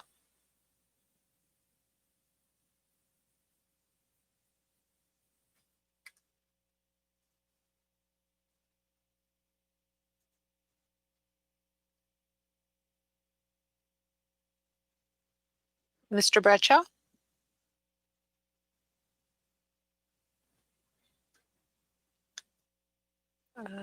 Muted. Hello? There we go. Can you hear me? Mm-hmm. I'm so sorry. Good evening, Madam Mayor and Council. My name is Justin Bradshaw, and I'm a home and business owner here in SLO. I'm also here representing the perspective of the SLO Climate Coalition on this critical climate action plan update. Our fully volunteer organization is dedicated to bringing expertise, creativity, and resources to champion equitable, high-impact climate solutions and inspire other communities to do the same. We're working hard to bring the community to the table with climate action. We hold monthly meetings. We used to host and attend events. We reach out via large email and social media followings and have a growing program to engage every neighborhood in SLO with climate issues at a grassroots level. We call it the Micro Community Collaborative. Check it out. We've been privileged to work closely with city staff as they craft this vision for our future. We can't thank them enough for their tireless work developing this forward-thinking climate action plan. If there was a reason it took 8 years to update the original aspirational plan to the one you see today, it's because we didn't have Chris Reed. He perhaps does the work of 3 average city employees and still manages to be creative and open to the process. Thank you all. The first document, Stories from 2035, is a brilliant way to make a complicated administrative document immensely accessible to the community. We believe this innovative approach will bring more people into public process and help climate policy touch home with new audiences. And we have big plans to push this message to those audiences over the next months and years. I want to give a quick shout out to the CEQA compliance checklist. It's kind of wonky, but being able to avoid a full EIR will help developers plan and streamline their projects with our city goals and thresholds in mind from the beginning. This ingeniously simple screening tool is likely to result in less GHG emissions than if projects are forced, as is the status quo, to do their own costly and time-consuming GHG CEQA reviews. It's also a great, skip that. I also want to put a timely plug in here for distributed energy resources. DERs are another wonky climate topic, but it's easy to understand. The large lithium battery attached to my house allows me to power my home during power outages and, more importantly, support the grid during extreme events like we're having this week. My battery powers my home during peak events, and my solar contributes to the grid. Please consider DER programs via community choice and as a part of our city climate action plan as we go forward. Finally, we believe this climate action plan shows true leadership by putting social equity and local systems in their rightful place to address the climate crisis and community recovery. Thank you for your time tonight and your dedication to keeping SLO beautiful and slowly making it better. Okay. That took me a second. Sorry, that was a good one. City Clerk? The next speaker is Eric VM, but before he starts, if any other members of the public would like to speak on an item, please type your name and the item number in the questions box. Thanks. Oh. Honorable Mayor and City Council, this is Eric VM. I chair the SLO Climate Coalition. I'm a longtime resident of San Luis Obispo, and I want to just echo some of Justin's just fantastic comments. We are just deeply appreciative of the effort of your staff, Bob Hill and Chris Reed, and all the other folks that have contributed to this leadership document. I just am so, I think we're just so lucky to have them and to have a council and a city that is so open to collaboration and so willing to really support the activation of our community members in supporting all of the important work that we do together. So just thank you so much for that. I want to take a moment and really just thank all of the leadership of the SLO Climate Coalition and all of the members of our coalition and the community that just show up with passion and energy to do this work. So I have just deep gratitude for our community in that respect. I want to bring to your attention just a couple pieces for your awareness that likely will be coming to your desk at some point in the near future. One of which is consistent with the legislative agenda, and that is likely a statewide legislative campaign around a fee that is severely impacting our ability to deliver meaningful climate action from our community choice program, and that's the PCIA, so not to get into tech talk. And then the other thing I'll mention is just thinking about how we can continue to permeate a culture of climate leadership within the staff and just throughout our community. We're committed to supporting that, and just want to encourage you to always be thinking about ways for us to normalize climate action and to support climate leadership as a way of life. So thank you again for your leadership and for being in a way that encourages our participation. Thank you so much.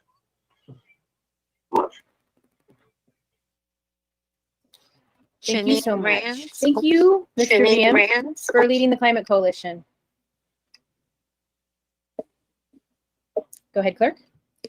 Janine Rands. Hi, yeah, this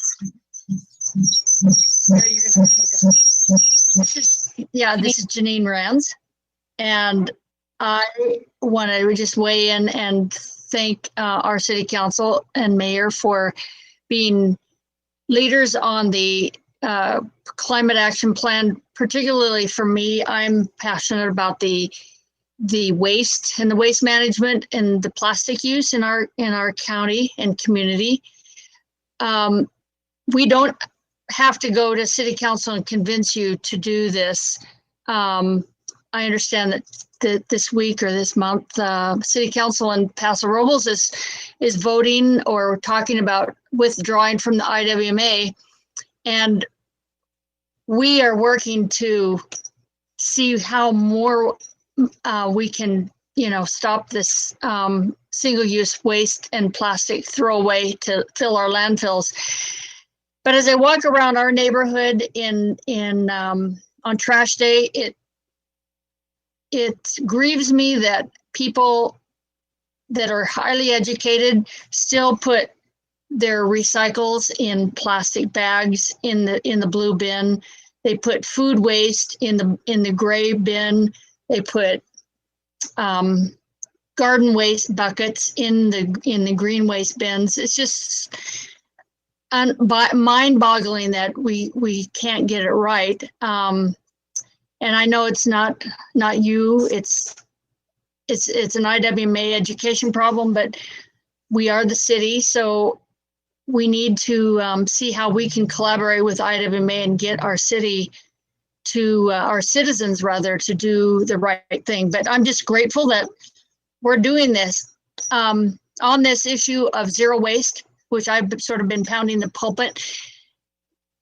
We have to agree or understand that none of us are ever going to be completely zero waste in our world of plastic.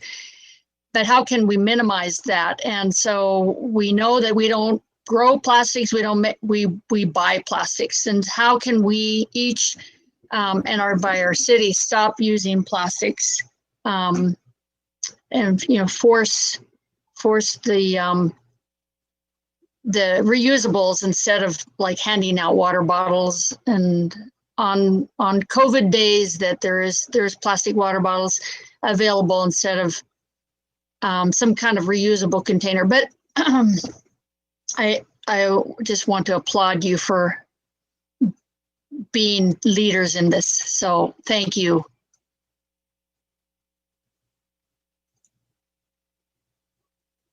Thank you so much. City Clerk? Barry Rands. Barry Rands.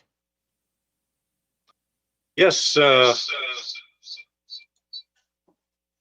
Mayor Harmon and just a minute, we'll mute our speakers over here. You got it, Janine?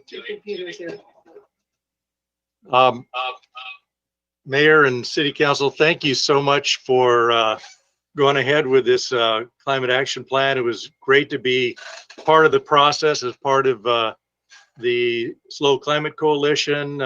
Eric and Justin have already given a synopsis of how we've been involved, and I just want to say how glad I am to be part of that and to be partners with the city in this planning process, and also in implementing some of the actions that have already been accomplished, and then the things that are planned. One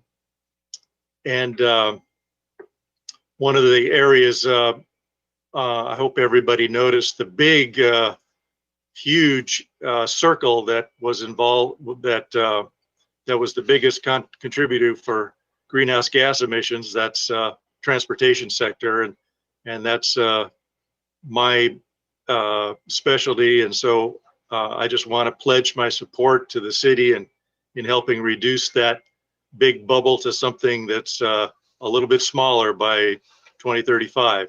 And I want to put in a plug for National Drive Electric Week that's coming up just about a month or so from now at the end of September. And so stay tuned. We're going to do that. It's going to be a virtual event, and interviewing with people that drive electric vehicles and maybe some of the dealers that have electric vehicles for sale. And then finally, I want to mention that some people say, well, you know, City of SLO is such a small city. You know, what is the impact in the large scale? Aren't we just a drop in the bucket?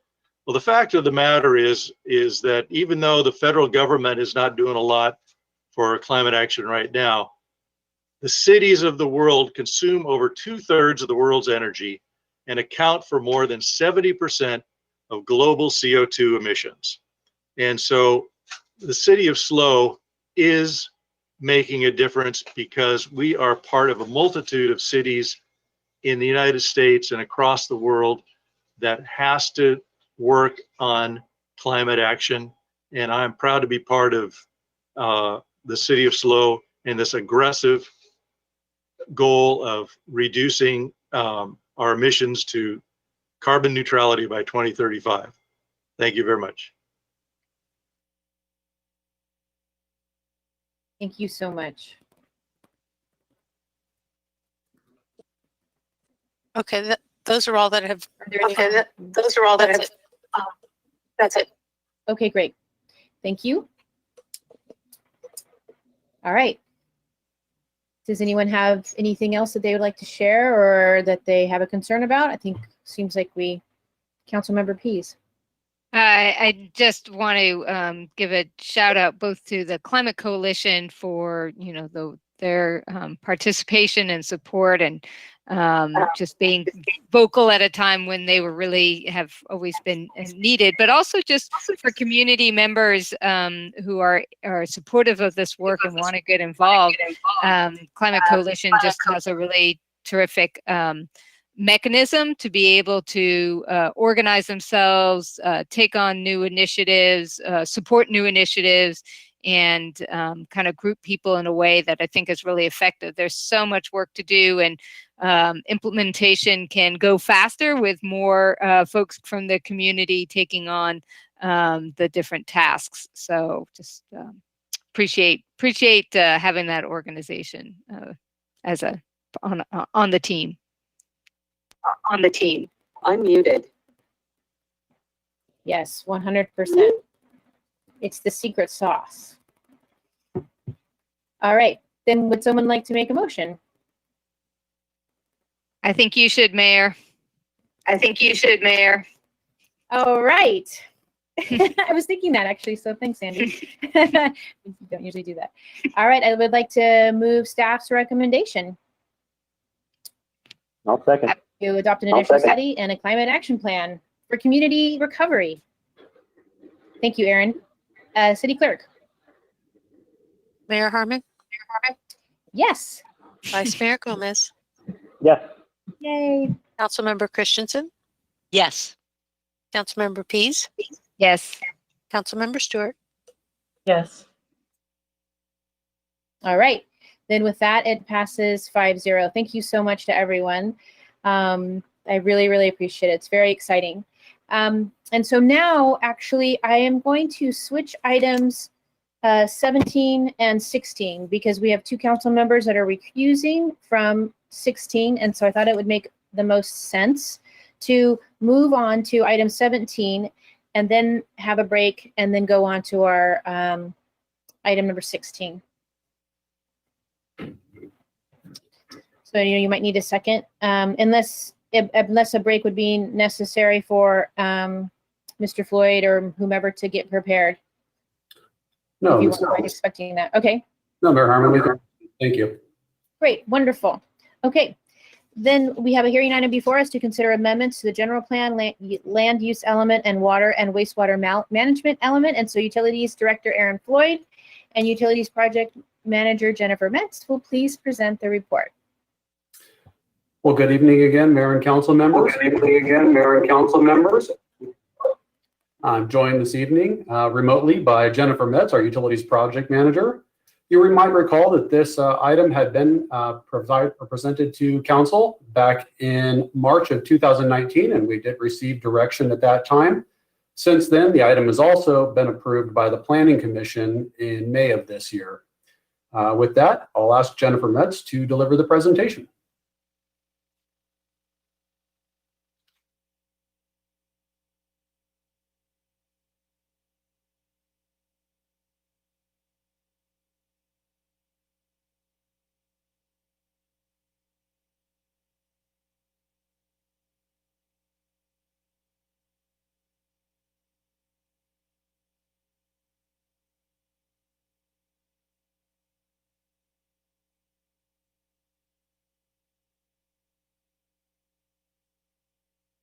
Jennifer, you need to unmute yourself.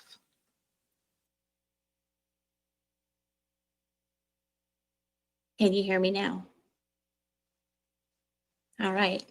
Thank you, Erin, for the introduction. Mayor and council members, tonight we're here with an amendment to an existing land use element policy that was added back in 2014 as part of the land use and circulation element update. That's policy 1.13.2 shown here, and an existing program from the water and wastewater management element, which was last updated in 2018. That's program A7.3.4. And this is really about non-potable water and recycled water. The existing policy and program identify the ability for the city to sell recycled water outside the city limits. Recycled water, as you know, is wastewater that is treated at the city's water resource recovery facility and delivered for landscape irrigation, also suitable for irrigation of agriculture. Non-potable water is raw water, either from one of the city's surface water reservoirs or from groundwater. The proposed amendments that we're proposing tonight add non-potable water where recycled water is identified in the existing policy and the existing program. The language shown here as blue text and underlined are the additions that we're proposing. When we presented to the Planning Commission back in May, the commissioners agreed to another provision or finding identified here as E. And the A through D are existing findings that are part of that policy. Shown here are the really minor modifications to add non-potable water where recycled water is already identified in the program in the water and wastewater management element. Staff prepared an addendum to the EIR for the loose from back in 2014, as well as for the negative declaration that was prepared in 2018 as part of the last water and wastewater management element. And as part of the recommendation tonight and the resolution, the addendum is included. So with that, if you have any questions, we would be happy to answer them.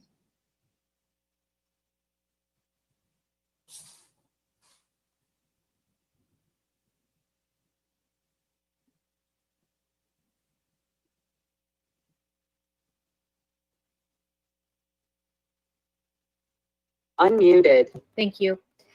I'm not seeing anybody's hand up. Teresa, do we have any public speakers? Not on this item. Not on this item. Thank you. Would someone like to make a motion? Yeah, the final slide here includes that. Yeah, the final slide here includes that recommendation.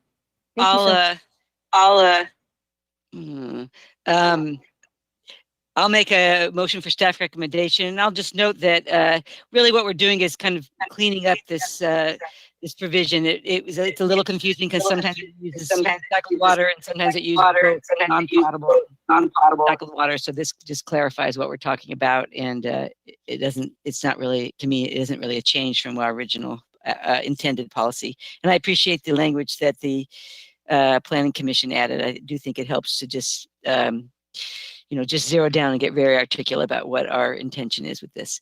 So I will move staff recommendation. I'll second. I'll second. Thank you. City Clerk? Councilmember Christensen, Yes. Councilmember Christensen? Yes. Councilmember Pease, Yes. Councilmember Pease? Yes. Vice Mayor Gomez, Vice Mayor Yes. Gomez? I like the Council- remix. Yes. I like the remix. Councilmember Stewart, Yes, Councilmember- thank you. Mayor Harmon. Mayor Harmon? Yes, and with that, it passes 4-0. And then now we will go on to our break, but since we have one item only after that and 2 council members are recused, Thanks, you guys. Thanks, you guys. go ahead and say what, I don't know if you need to actually state something, but City Attorney, do they need to state anything before they exit? Councilmember Pease? Yeah, I'll be recusing from the next item due to my recent professional work with the architect. Yes, and just the basis for the recusal. And I'll be recusing myself due to the location of my business in downtown area. All right. You will be missed. Stay cool. All right, and then with that, council members remaining. Okay, everybody's gone. Great. See you at 8:15 then. Oh, okay, great. Okay, I thought there was going to be a bell or someone was going to say something. Okay.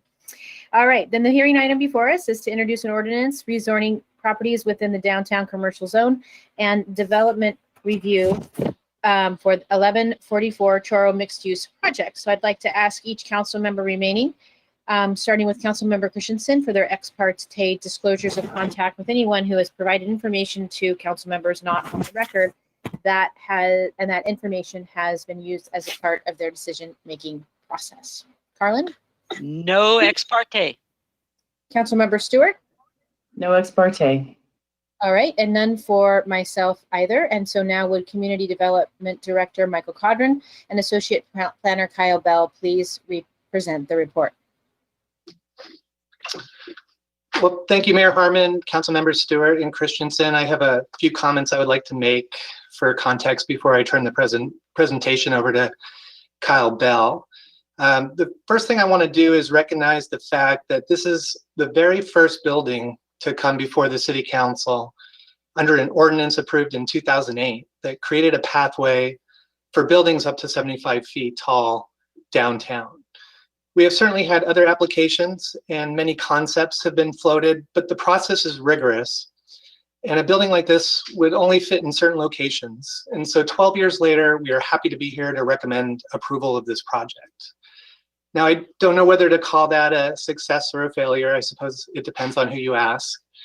12 years is a long time, but during that time, we've had 2 major recessions and obviously still in the middle of the second one. What we know today is that we are also in the middle of a housing crisis. And this project was born out of the city's flexible density project, which is a response to the housing crisis. Flexible density is a concept that allows for more density in exchange for smaller housing units and guaranteed affordability. That ordinance is still under development, but this project was designed with that concept in mind, and in this case can be accomplished through the proposed planned development rezoning, which Kyle will describe in some detail with his presentation. The concept that small units downtown should be encouraged is an important one because the city's density standard for downtown at 36 units per acre is actually not very dense. As a result, some of the newer housing projects have consisted entirely of larger and more expensive townhomes.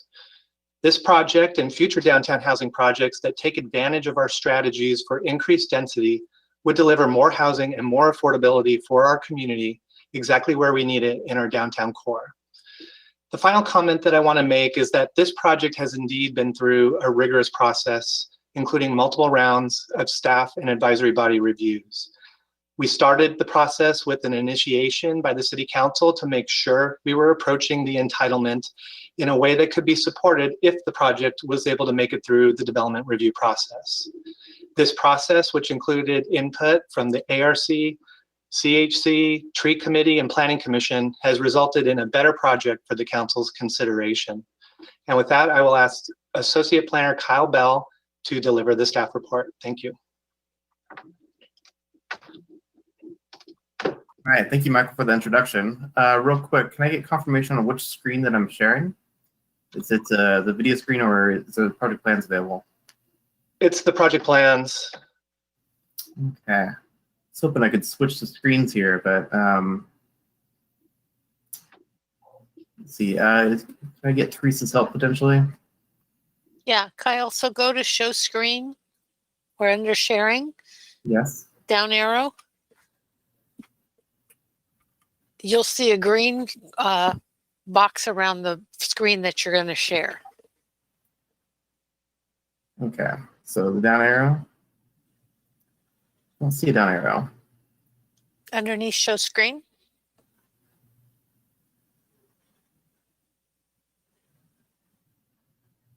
Can you see my screen? Yeah, it's the same one still. It's very strange.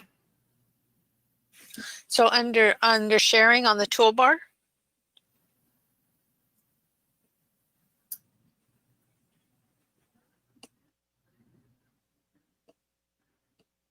I'm so sorry for this. Okay. I think I'm gonna have to switch this up a little bit. I'm sorry about this. I'm just gonna proceed.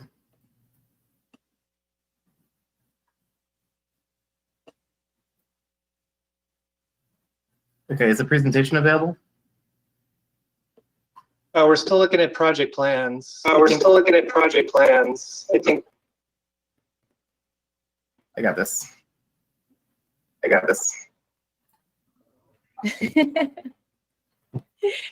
Yeah, you do, Kyle. We believe in you. All right, thank you. You can do this.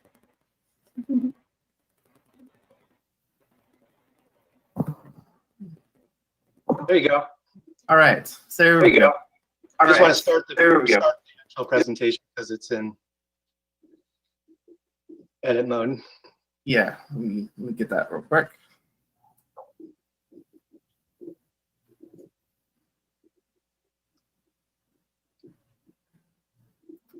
It doesn't switch screens with the presentation either. Okay.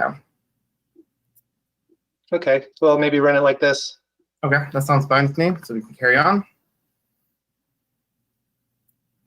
All right, forgive me, I'm not going to be looking at this screen. So good evening, my name is Kyle Bell. I'm Associate Planner at the City of San Luis Obispo.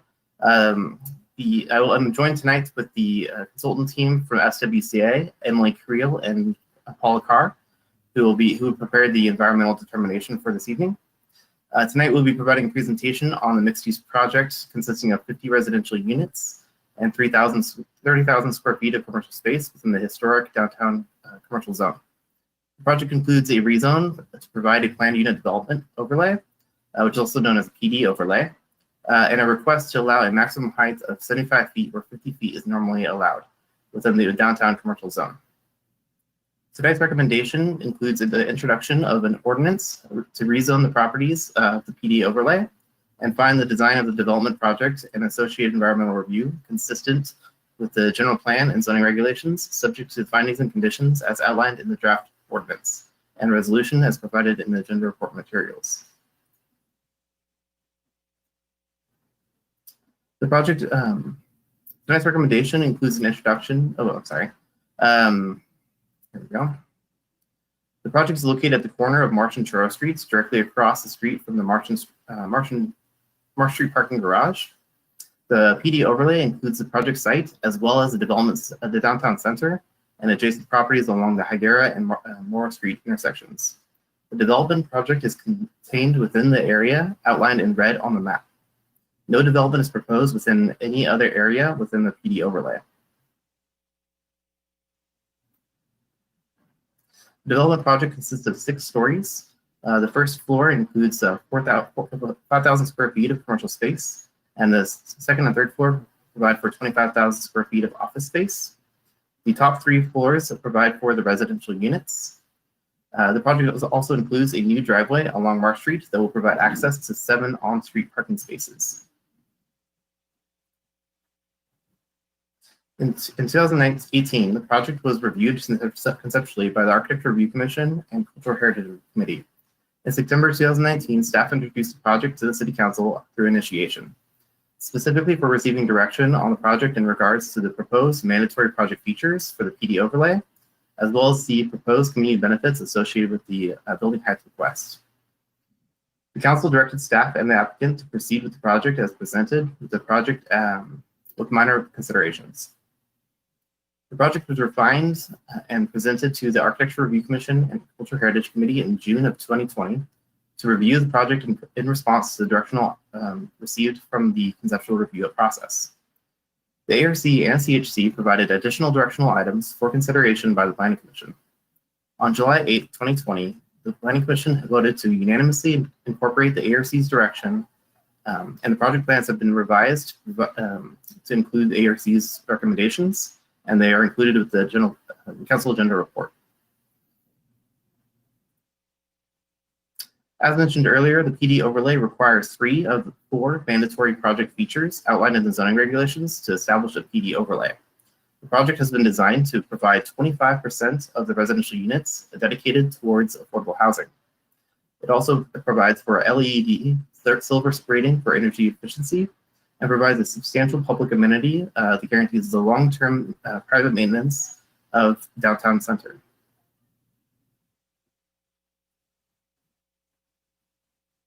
In order for the project to apply for a building height request of 75 feet, the project is required to provide for 3 community benefits. The project has been designed to satisfy 7 of the community benefits above and beyond the requirements outlined in the zoning regulations. The project provides for 10% of the units, at least 10% of the units as affordable housing, an area density greater than 36 units per acre, with a unit size less than 1,000 square feet on average, continued use of a major pedestrian connection through the downtown center, permanent preservation of the downtown center as a public amenity, historic preservation of off-site historic resource, and permanent mode shift towards alternative transportation by implementing a transportation demand management plan. The project also directly implements objectives of the general plan land use elements and downtown concept plan regarding downtown design for tall buildings. The project also includes a request to expand the floor area ratio to 4.0, where 3.75 is normally allowed for a building of this height. The zoning regulations indicate that an expansion of FAR is appropriate when associated with the historic preservation. The project includes the permanent preservation of the Museo building over Monterey Street to satisfy this requirement. As a refresher, the FAR is the allotted area of a structure based on the size of the property, as demonstrated in the image shown on the screen. For quick reference, the difference between a 3.75 FAR and a 4.0 FAR is approximately 3,150 square feet in building area for this scale of project. The entire purpose of the PD overlay is intended to allocate the density between the properties within the PD overlay boundaries, which is an allowed feature of a PD overlay. The entire PD overlay provides for 77.76 density units, and the proposed project only utilizes 26.5 density units. The remaining 51.26 density units will remain available for properties within the PD overlay.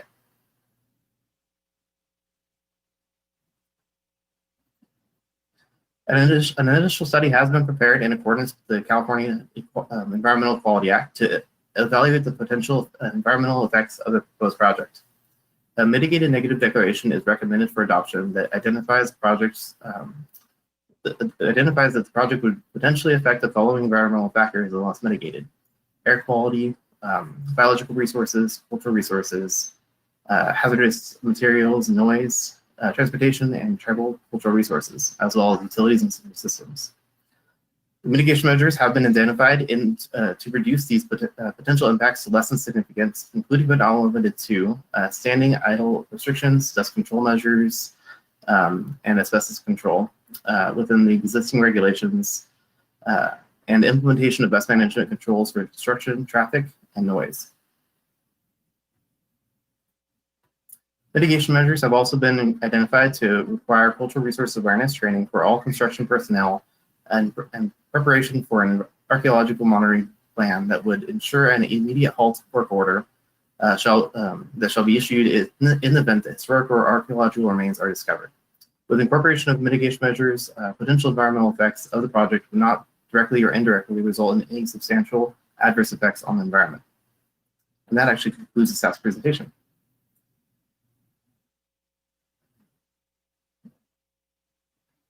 All right. All right, thank you, Kyle. We're available for any questions that the council might have. Councilmember Christensen. Yes, thank you, Kyle and Michael. We have heard about this project before, and I know it's gone through a lot of advisory body review, so I appreciate that, all the work that's been done already. And I sent you some questions, and I appreciate you responding to me and clarifying some things for me. I had two things I wanted to get back to. One of them was the community benefit policy objectives, and we talked about this, that there you've listed basically A, B, C, D, E, F, and G, which would help qualify the height exception. And I am perfectly okay with most of them. I still am really not thinking that number C you have listed. The project provides for the continued use of a major pedestrian connection between Higuera and Marsh. In other words, the Paseo's there. It's still going to be there. I don't look at that as a benefit. I look at the long-term dedication, D, as the benefit. The fact that we are going to make sure that no matter what happens to this planned development, that it will always have a Paseo, and we'll have that mid-block walkway, which I think is super important for livability and pedestrian access and a bunch of other things, quality of life. But what's the thing on item C? Can you talk about why that's there and why it should be there, or whether it's okay to take it out if I want to? Absolutely. Yeah, there's no issue with taking it out. As I had mentioned, only 3 of these community benefits are required, and only 1 from the category of affordable and workforce housing. So we went through a process at the Planning Commission identifying all the different areas that this project could comply with community benefits. And so upon that review with the Planning Commission, we kind of decided with the City Council, we would then just kind of present on all the aspects of this project on whether it met or satisfied any of these community benefits. Specifically regarding the pedestrian amenity at number 1 there, that is for the providing for a connection, a mid-block connection between, mid-block connection between Higuera and Mark Street, which the downtown center does provide. And so we were simply identifying the project met that benefit simply by allowing for the continued and permanent use of that walkway. But we can certainly strike that out. There's no issues with not identifying that or anything like that. Yeah, I do want to highlight, sorry to interrupt, though, that we will, as part of the project, it is a condition of approval to establish a permanent pedestrian easement at that location, which doesn't currently exist in that form. And I just kind of want to call attention to the importance of that mid-block crossing when you think about the location of the Marsh Street parking structure, providing that mid-block access between Marsh Street and Higuera Street. And then if you think in the future, how we get right now in that block between Higuera Street and Monterey Street, you need to walk through the Ross building or you walk through the Beverly's building. At some point in the future, it's possible if the development patterns change in that block that you could have another mid-block Paseo there. And it would all line up then between parking structures and really improve access in that downtown area. So while that easement or that amenity is not required as a community benefit for this finding for the height, the project is conditioned for that, and it is something we want to accomplish with the approval. Yes, I do want to make clear that you have two things listed regarding the pedestrian amenities, C and D. C is, hey, it's there right now. To me, that's like, okay, that's not really an amenity. It's there already. It's the D part, the part you just talked about, the fact that you have a permanent dedication to the easement. That's the amenity. So I don't want to kind of get sloppy about what's an amenity. I want to make sure that we're all understanding that, and I believe that the council talked about this when we talked about this project before. The amenity is the permanent dedication to that walkway, to that easement, not the fact that it's there right now, because it's already there right now. We're not adding anything. So I just wanted to get that part clear.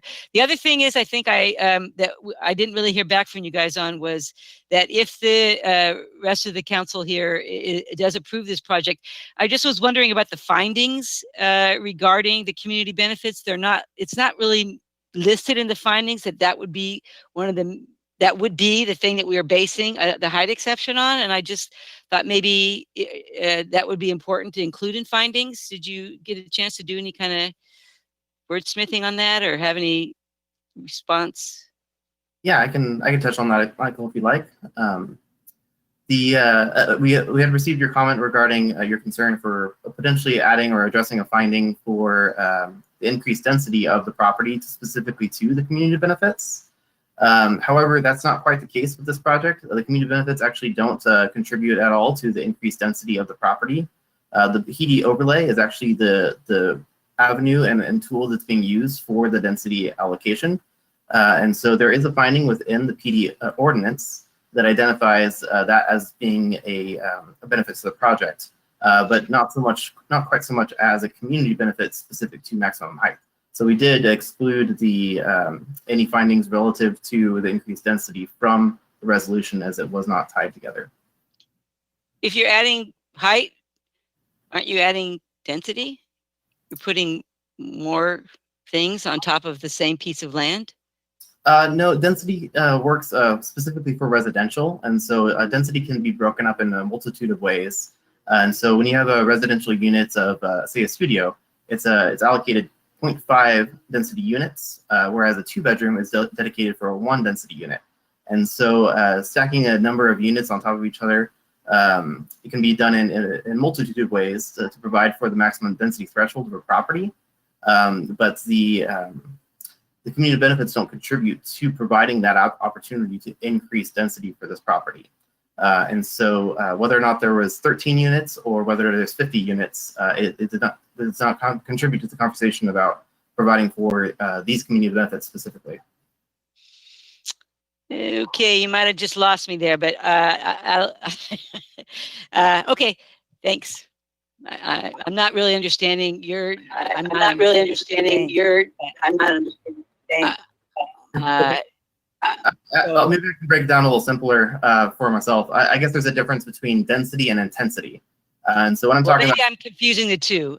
To me, what we're doing is what's being proposed is a 75-foot building, and on which a number of those floors are residential units, and there's a lot more residential units there on the same piece of land than there would be without those extra floors. So you're adding something in terms of housing that's a lot more than you would get if you didn't add the height. So that's the part I want to, and it's the height exception that's allowing you to do that, as well as the PD overlay that's doing parts of it in a different way. And that's the part I wanted to make clear in the findings. So maybe we're speaking two different languages. No, I think that's clear. And Mayor Harmon, Council Member Christensen, during the applicant presentation, when there's some time, I'll confer with Kyle and we will put up the recommended finding. Yeah, I just think if we're interested in doing this height exception, I think the findings don't really talk about that. And I think that's very important to the community. I think it's important to articulate, and I think it should be part of the findings. Great. So thank you. That's all I have. Thanks. Thank you. Councilmember Stewart? I'm going to wait till after the developer presents. Thank you. Okay. I had a question. I have a few questions. How tall is the Masonic building? actually have the project plans here, which do have heights of several buildings in the downtown vicinity of the project. I'll bring it over here real quick. There we go. So I believe it is 55 feet tall, but I can confirm right here. It looks like it's 47 feet tall.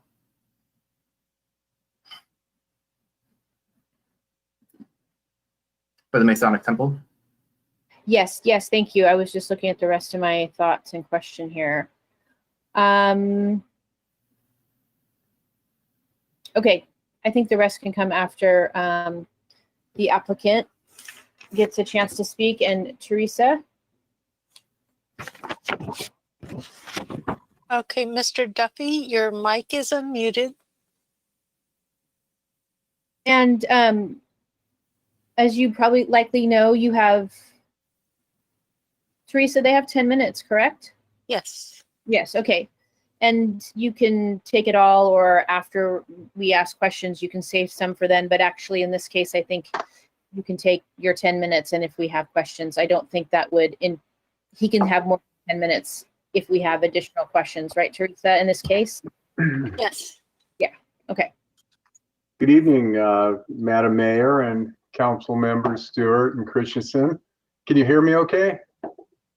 Yes. Good, good. Okay, thank you. I'm Mark Ross, and I'll actually be presenting the project tonight on behalf of Jamestown Premier Slow Retail and Copeland's Properties. It's a pleasure to be here tonight. And Jim Duffy is also on the call, as well as Jesse Skidmore, who are both with 10 Over Studio and are leading the architectural team.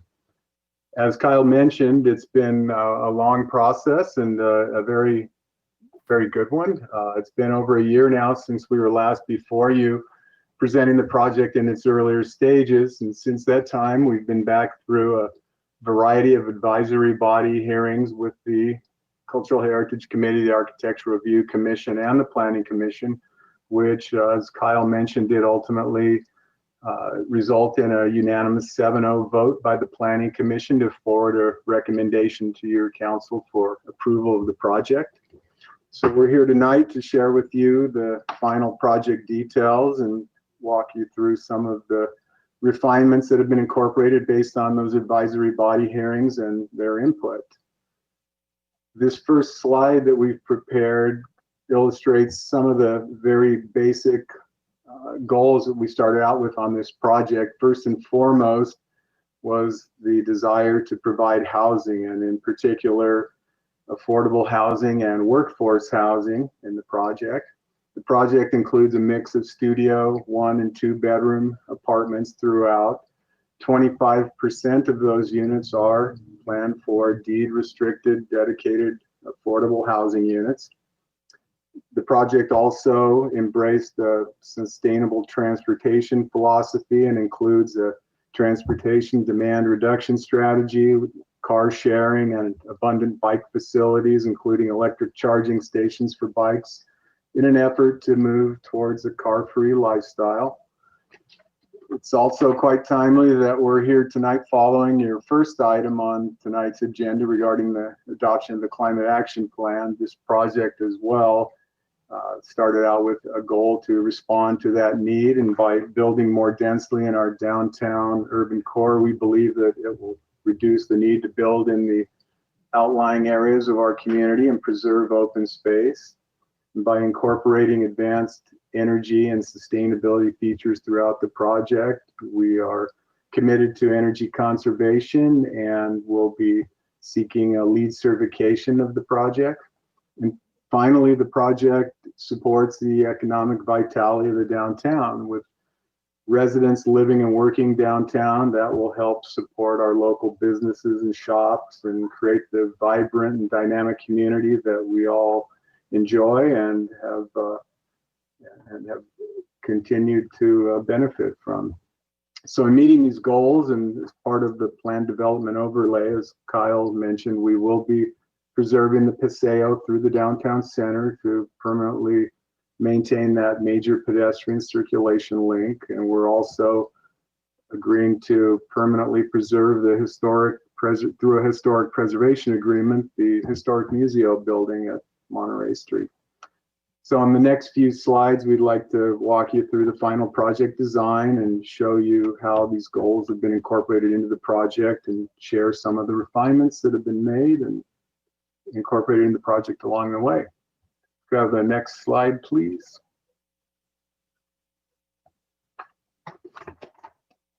This slide is showing through the shaded areas how we've set the project back from the street frontages to increase the ability to have a larger sidewalk and usable space around the perimeter of the project. The light green shaded areas are open space, which is essentially an extension of the sidewalks and provides for the outdoor dining areas that surround some of the retail and food use spaces along Choro and at the corner of Marsh and Choro. The dark green shaded area is the footprint of the building, which is stepped back from the property lines to create those expanded sidewalk areas. And above the green shaded, the dark green shaded areas, those areas are incorporated into terraces that will be part of the residential at that first level of the residential apartments. The white area is the residential core that's been located at the center of the block or the center of the site. It's set back more than 20 feet from both Choro and Marsh Street frontages. And as mentioned, the apartments on that first level of the residences open out onto terraces that wrap around the three sides of the project, or all four sides essentially. Next slide, please.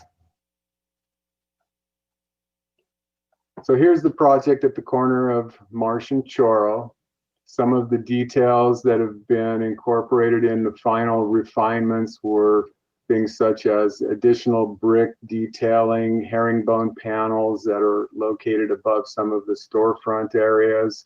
We've refined the corner of the building there at the Marsh and Choro corner with the cornice transition to give it a little more of a softened transition between the elements from what was previously presented, and incorporated an elliptical design element at the upper portion of that facade facing the corner to provide some additional detail and enhance that gateway corner of the site.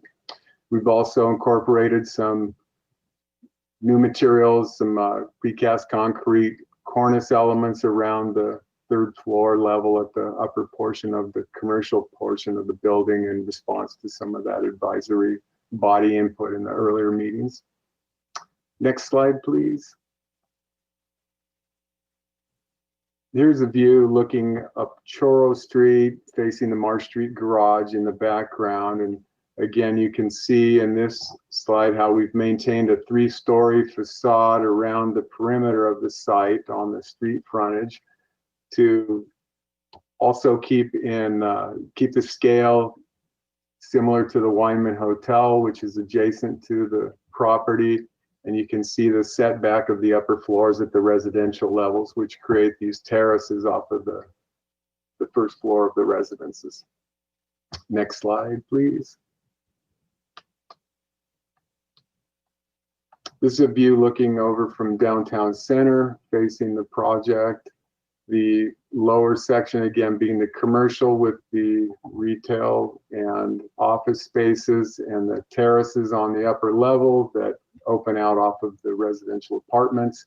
All of the units do have balconies, the ones that are at the upper floors that are not at the terrace level, so that all of the apartments do have access to open space for the ability to step outside. Next slide, please. And here's another shot looking down Marsh Street facing the corner at Choro. Again, you can see the step back of the upper levels of the residential portion of the building to provide a reduction in the scale of the building there and keep the lower 3 levels of the property or the project where the commercial is located at the street front, and setting back the residential uses, stepping back even further at the corners to break up the scale and the mass of the upper levels. Next slide, please. So here's a ground floor plan of the building site plan. Again, you can see the step back of the project around the perimeter with the shaded areas, showing some of the outdoor seating areas that are planned for the retail food uses that face Choro and at the corner of Marsh and Choro. There's also an office lobby and a residential lobby, both incorporated in at this level, and a garage facility that is intended primarily for car sharing, passenger drop off and pickup, and loading. There's an elevator incorporated into that garage area for access to the upper levels of both the residences and the office levels to provide for the ability to get furniture and large objects up to those upper levels. We've also incorporated a bike facility at the Marsh Street frontage along the sidewalk there that again will have charging facilities for bikes and quite a number of bikes incorporated into the project. Next slide, please.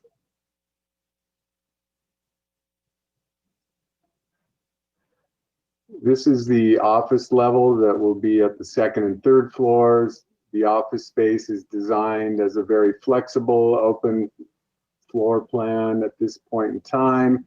It's intended to provide for the possibility of larger office type users. Certainly it could be broken up into smaller suites of different sizes, but it does provide for the ability to have some larger office uses that are not currently, there's not anything currently in the downtown that could accommodate some of the larger type office uses, which we think would be a benefit to bring downtown. Next slide, please. And finally, we've got the residential level shown here.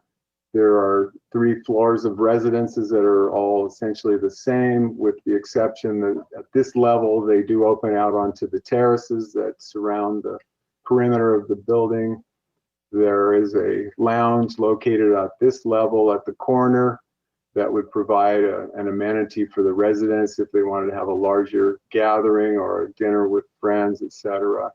We've also incorporated some flex space into the center of the common area that could be used. In this case, it's shown as a media room, but it could certainly adapt to different types of uses. Some of that would be dependent upon the ultimate users and their needs and desires. And so we've got flex space on each of the residential levels that have the ability to provide for some different types of uses. Next slide, please. And finally, we've got just some shots here, closer views around the perimeter of the site at the street level, showing some of the architectural and finished details that have been refined throughout the project's development, and incorporating a variety of elements to create a nice pedestrian experience at the street level. So with that, we're certainly excited to be at this point and are hoping for your approval of the project tonight. We're available to answer any questions that you might have and are looking forward to moving into the next stages of this project. Thank you. Thank you so much. Councilmember Stewart, did you want to ask your questions? Yeah, thank you. I think there's a combination of questions for Mark and for Kyle, but for now, I'll start with Mark. I love the new look, or updated looks, I should say, of kind of just the finessing of the cornices, and I love the car share and the battery charging for the bikes. As far as there were some comments about trees, did you get any of those comments, and were you good with the changes that the tree committee had wanted? Couldn't quite tell that from all the different responses I was reading. Yes, in fact, there were a couple of things regarding the landscaping. I know one of the elements on the terrace level, there was a comment that came prior to the tree committee to reduce the scale of some of the landscaping up there. And so that has been incorporated into the revised renderings and the landscape plan. But furthermore, I know that the tree committee had expressed an interest in seeing a more varied tree planting scheme at the street level, which we are completely fine with. There, in the original plans, it had proposed jacarandas as the replacement trees. There were 4 new jacarandas at the street level, and then the 2 trees that remained were the Brisbane and the I forget the name of the other tree. There was a 4th or a 3rd type of tree. The 2 that remain on Choro Street. But yes, that was like a carrot wood and a bottle tree or something. Yeah, the carrot wood and the bottle wood. That's correct. And so yes, we're certainly in agreement with the tree committee recommendations for some larger trees at that initial planting and for a more varied treescape, and are happy to work with staff in the final selection and with the arborist on those tree types. Thank you. And I'm just curious, were you able to meet with We the Care around, just kind of what was necessary in the vanilla shell aspect of the homes or the office space for childcare opportunities? We have not had an opportunity to meet with them at this point yet, but we are certainly see the benefit of something like that being an amenity to the project. And so, yes, we'd certainly be open to meeting with them and seeing what could be worked out. Okay, thank you. I think my other questions are for Kyle and or Michael at this point. I know there's been a lot of after public comment. Don't we finish public comment? Or oh, sorry. Great. Teresa, do we have other public comment? Yes, Betsy Schwartz. One moment. Okay, your mic is unmuted by me, so you don't need to unmute. Yeah. Can you hear me? My name is Betsy Schwartz. I've been a resident of San Luis for 41 years. I spoke last September when this was presented, and I'm still confused why we're still considering 75 feet. What has changed that City Council is interested in passing 75 feet for a new building? So I have many concerns. Height is number one. When it was spoke about last time in September, they talked about low income housing, which they were saying that people who made $75,000 or more would be considered for those spaces. Well, $75,000 or more is a lot more than low income housing. So that didn't make any sense. And I'm concerned about the parking. So here you're going to put 3 stories of apartments and no parking at all. And I know you're encouraging people to ride their bikes, walk, take bus, Uber, whatever it is. But the reality is we live in California and most people have cars. Yes, we don't always drive them, but the reality is residents own cars. Where are those cars going to go? How? And I just don't understand. 3 floors of housing. That makes no sense whatsoever. And I don't see any difference in the appeal. It still does not look like San Luis Obispo to me. I don't see the purpose of having a 6-story building. We live in this town to be residents of a small town. Why do we need to have it look like we live in a big city? We don't need it. We have so many vacant buildings now, and there's going to be a lot more. And my suggestion would be, why are we considering something like this right now? We need to stop and look at the world. What have we already done? Where do we go from now, rather than creating and creating and creating? And that's where we get into our problems with our society. We just keep building on more and more and more. And, you know, I appreciate that San Luis Obispo is trying to be as green as possible, but that doesn't include building 6-story buildings. That's not green. So I don't understand why Kyle was presenting. I know he was talking about this, but it almost sounds like this has already been an approved project. And I don't know anybody who approves it besides City Council. So I'm just very confused why it has been presented in this manner. So thank you for your time. Thank you very much.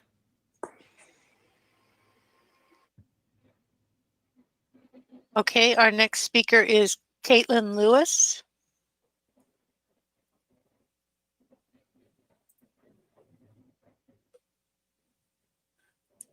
Caitlin, you'll need to unmute your mic.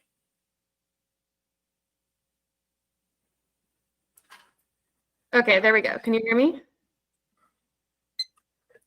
Excellent. Hi, my name is Caitlin Lewis. I'm speaking today as someone who was born and raised in San Luis Obispo, and it's a place that I'm proud to call home. Throughout my career, I've worked in the public, private, and nonprofit sectors with a focus on community development, economic empowerment, and most recently, affordable housing. I was thrilled to read about the proposed project at 1144 Choro, which will bring life to a long vacant building in the heart of downtown SLO, create jobs and expand the city's tax base, and provide sustainable urban living for both current and future residents.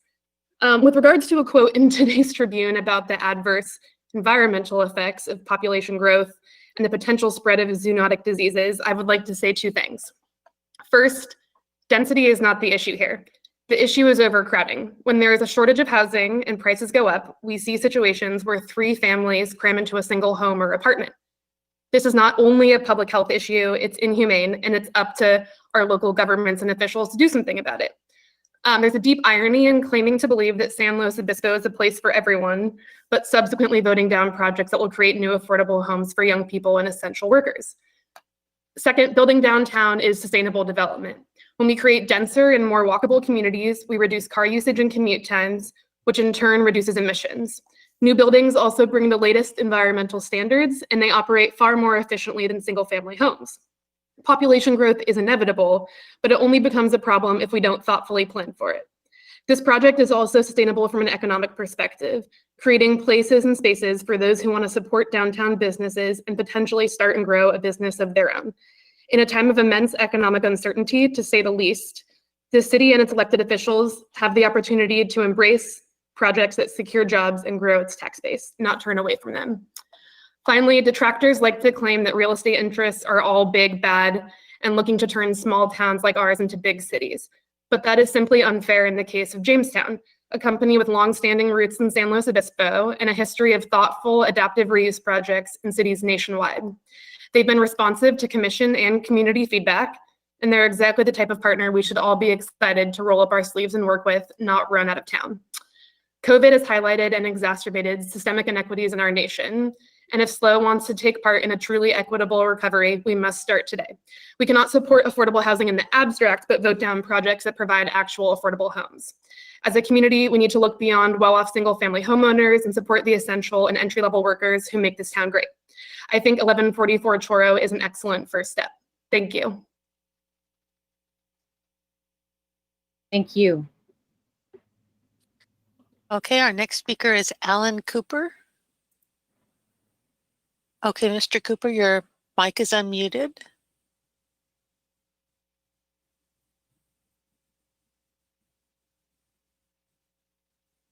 Okay, we're showing that you're self-muted. Can everybody hear me? Hello? Hello? Yes, we can hear you. Oh, good. Sorry to take up so much time with my hellos. I'm hoping that many of you read my letter, which I sent, and I just want to restate a couple of the questions that were raised by the Planning Commission, which I still feel are not answered sufficiently. Firstly, preserving the paseo through the downtown center is not an amenity. Community Development Director Michael Codron stated that a permanent pedestrian easement does not exist. But this is not true. In fact, it does exist as a permanent easement by prescription. An easement by prescription is where the easement has been in use by the public for more than 5 years, and certainly this has been, and therefore remains an easement by prescription. Secondly, a maximum floor area ratio of 4.0 is being awarded this project for the historic preservation of museums. But preserving the historic resource goes much further than merely prohibiting owner neglect or failure to maintain the property, as this type of deterioration cannot be justified when the when the owner wants to demolish the project. So this is not a community benefit. An historic resource, when a historic resource is listed, it cannot be demolished without passing through a number of very formidable hurdles. These include an environmental impact report, approval by the Cultural Heritage Committee, approval by the council, and the council's approval hinges on a structural report and findings that the resource is a hazard to public health or safety. So these are two community benefits or amenities, which in fact I think are mislabeled. There is no benefit to the preservation of museums. It can't be demolished. It cannot be neglected. And there's no benefit by virtue of preserving a paseo that already exists and is protected under a permanent easement by prescription. Thank you. Thank you. That's our last public speaker on this item. Okay, thank you. Staff, can we start with that last question, or you want to answer the questions of the community first, and then Erica and I can ask our questions, and if Councilmember Stewart has any additional as well? Sure. Yeah, thanks. And then I think Kyle has a finding to share with you as part of our recommendation as well, as requested by Councilmember Christensen. But first off, maybe just talk a little bit about why 75 feet and provide a little bit of background on that. Prior to 2008, the city in its general plan had a policy, the landmark building policy, that spoke to the idea that we would have a few tall buildings downtown, with tall buildings being defined as between 50 and 75 feet. And the challenge with that policy is that it wasn't implemented in the zoning regulations, and it wasn't really discussed further in the land use element. So the building height maximum in our zoning regulations was 50 feet. And so we had the task in 2008 of deciding how we were going to implement the policy that allowed for a few buildings to be up to 75 feet tall, and expressly for the purpose of providing development that would, like, more housing, compact urban form development. So the process there was to create an ordinance in our zoning regulations that spells out exactly what benefits the city would like to receive in exchange for allowing a taller building. And in this case, the project has gone through numerous advisory body hearings and staff reviews to verify the fact that those community benefits are being offered. So why 75 feet? When you look at this corner, just in terms of the streetscape, looking up Marsh Street, the building is right opposite Marsh Street of the tower of the Marsh Street parking garage, and that provides a nice physical visual frame for the streetscape. And I think that height is consistent, and our advisory bodies also agreed and recommended that the height being proposed is appropriate at that location. So we're really, this isn't about San Luis Obispo trying to become a big urban metropolis. In fact, what this is San Luis Obispo trying to be as efficient as possible with the land that's already allocated for urban development, while at the same time we are preserving the ag land and the open space outside the city limits to the greatest extent possible. So in terms of like where we're going and what our population is, right now it's about 48,000.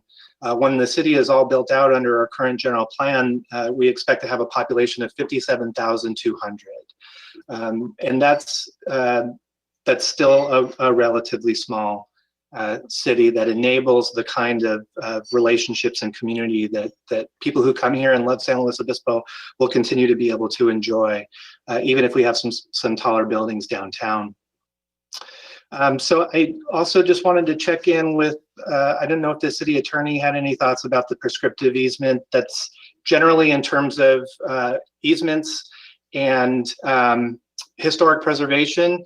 Personally, as your community development director, I'm much more comfortable having agreements formal written agreements between the city and property owners in order to accomplish that preservation. This is something that we're looking at over a 50, 75, 100-year period of time, not just, you know, in terms of what our understanding is of what the current property owners want to do. And so, Christine, I don't know if you have anything to add on that. Sure, I can address the prescriptive easement. Can everybody hear me? Yes. Okay. Yeah, I can address the prescriptive easement claim. That's just inaccurate and counter to the definition of prescriptive easements. So the particular passageway that we're talking about has been used continuously with the consent of the owner and consistent with the owner's rights and authorization for the public use. By definition, a prescriptive easement is one that is adverse to the rights and without the consent of the owner. So there is no prescriptive right gained through continuous use with consent. Consent is an absolute defense to a prescriptive right legally. So that's just not an accurate statement of the law. So that would not be, it would not be the case that the public already has an easement in perpetuity over that property because it's been with the owner's consent. So with that, we're happy to take any questions that the council has further for staff. Okay. Thank you, Councilmember Stewart. Thank you. Thank you for answering that prescriptive easement question too, Christine, because that was a little bit, didn't quite know how to answer that, so thank you. As far as the driveway on Marsh, I'm just curious, as far as we're increasing, well, we're keeping pedestrian thoroughfare, but I'm worried a little bit about the pedestrians to be walking across the street, I'm sorry, walking across the sidewalk with kind of, you know, the cars coming in and out. Is there a plan for, I don't know, the flashing lights or the buzzer or something so that, you know, we're not going to have cars and pedestrians hitting each other? Well, Kyle may have some more specific information on this. That driveway is existing now, and the project is part of the reason for the 7 spaces. It is the fact that in order to maintain the pedestrian path of travel on the sidewalk. So if this was a larger parking lot, we wouldn't be in support of that, actually, because maintaining the continuity of the pedestrian experience on the sidewalk is really the goal for the downtown area. Having on-site parking breaks up the sidewalk, is, you know, can be unsafe in situations. And Kyle, I don't know if there was a specific limit on the number of spaces, if you recall that, but so unmuted. Okay. It's actually a new driveway at this location. There's an existing driveway through the alleyway between California Pizza Kitchen and this existing building, but this would be a new driveway to provide access for the site. And when you provide a new driveway in downtown, if you provide for parking of more than 10 spaces off of the new driveway, it has to be dedicated for public use. And so the applicant wasn't willing to provide for more than 10 parking spaces on site and dedicate it for public use. And so that's why the project only provides 7 parking spaces on site. Okay, thank you. And as far as the shadow, there were some questions about, you know, that it would be too much of a shadow. I remember us talking about this the last time this was brought to the council. Can you kind of share again as far as why we are allowed to provide this much of a shadow based on this much of, you know, floor area ratio and the height? The community design guidelines do actually provide a provision for how much shade you can provide across the street from a project. And so in order to design a project consistent with the community design guidelines, the project would need to be designed so that the shadow of the building does not go onto the sidewalk on the opposite side of the street. And so the applicant did provide a shading study during the several different points throughout the year that identified that the shadow of the project would not cross over the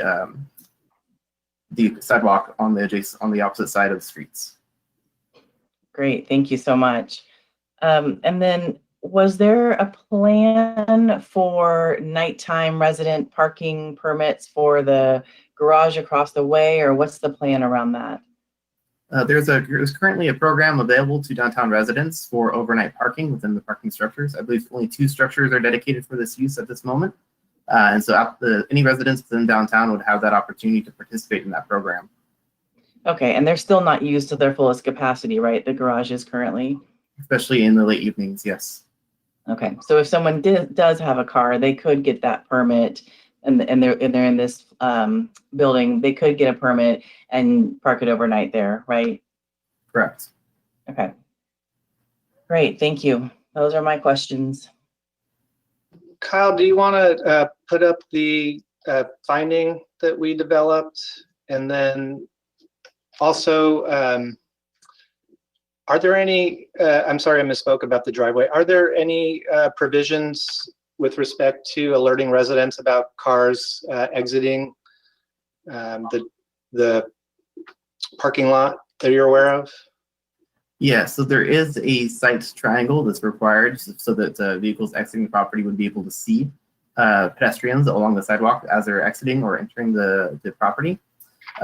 We do have a condition in place right now under the draft resolution under transportation that does indicate that this new driveway will need special attention to make sure that all sight lines are satisfied. And so the project will need to incorporate potentially mirrors such as the other locations that we have regarding Hotel Slow as well as Hotel Sarah. Both those projects include very similar types of parking and would provide for the same kind of improvements to protect the pedestrians.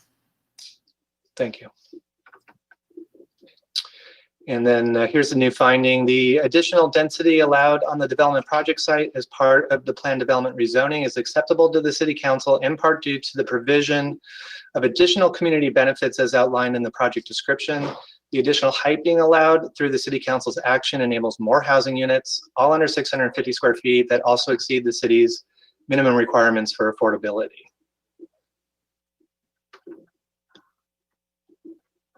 Okay, thank you for that. I have a few questions. I wanted to just drill down a little bit more on a couple things, mostly about affordability. It states that there's a minimum of 25% moderate income units. It says 13 units and more. So what, I copied that from the staff report into my notes. Tell me more about that. And so is it going to be 13 units or is there a chance that is there anything that we can do to get more? Is that what that's implying there? Forgive me, I don't know the exact section of the staff report you're referring to, but the PD overlay does provide for multiple properties. And so there are other properties that could be developed under this PD for the availability of this density. And those projects would be required to have 25% deed restricted affordable housing as well. Okay, so at minimum, though, this specific project will have 13 units of that type of affordability. Correct. That's the minimum, and depending on what happens in addition to that, there could be considerably more affordable units of that type. Correct. Okay. And these units are at the moderate income affordability level, which is also part of our RHNA requirements, which is the regional housing need allocation that is provided to the city.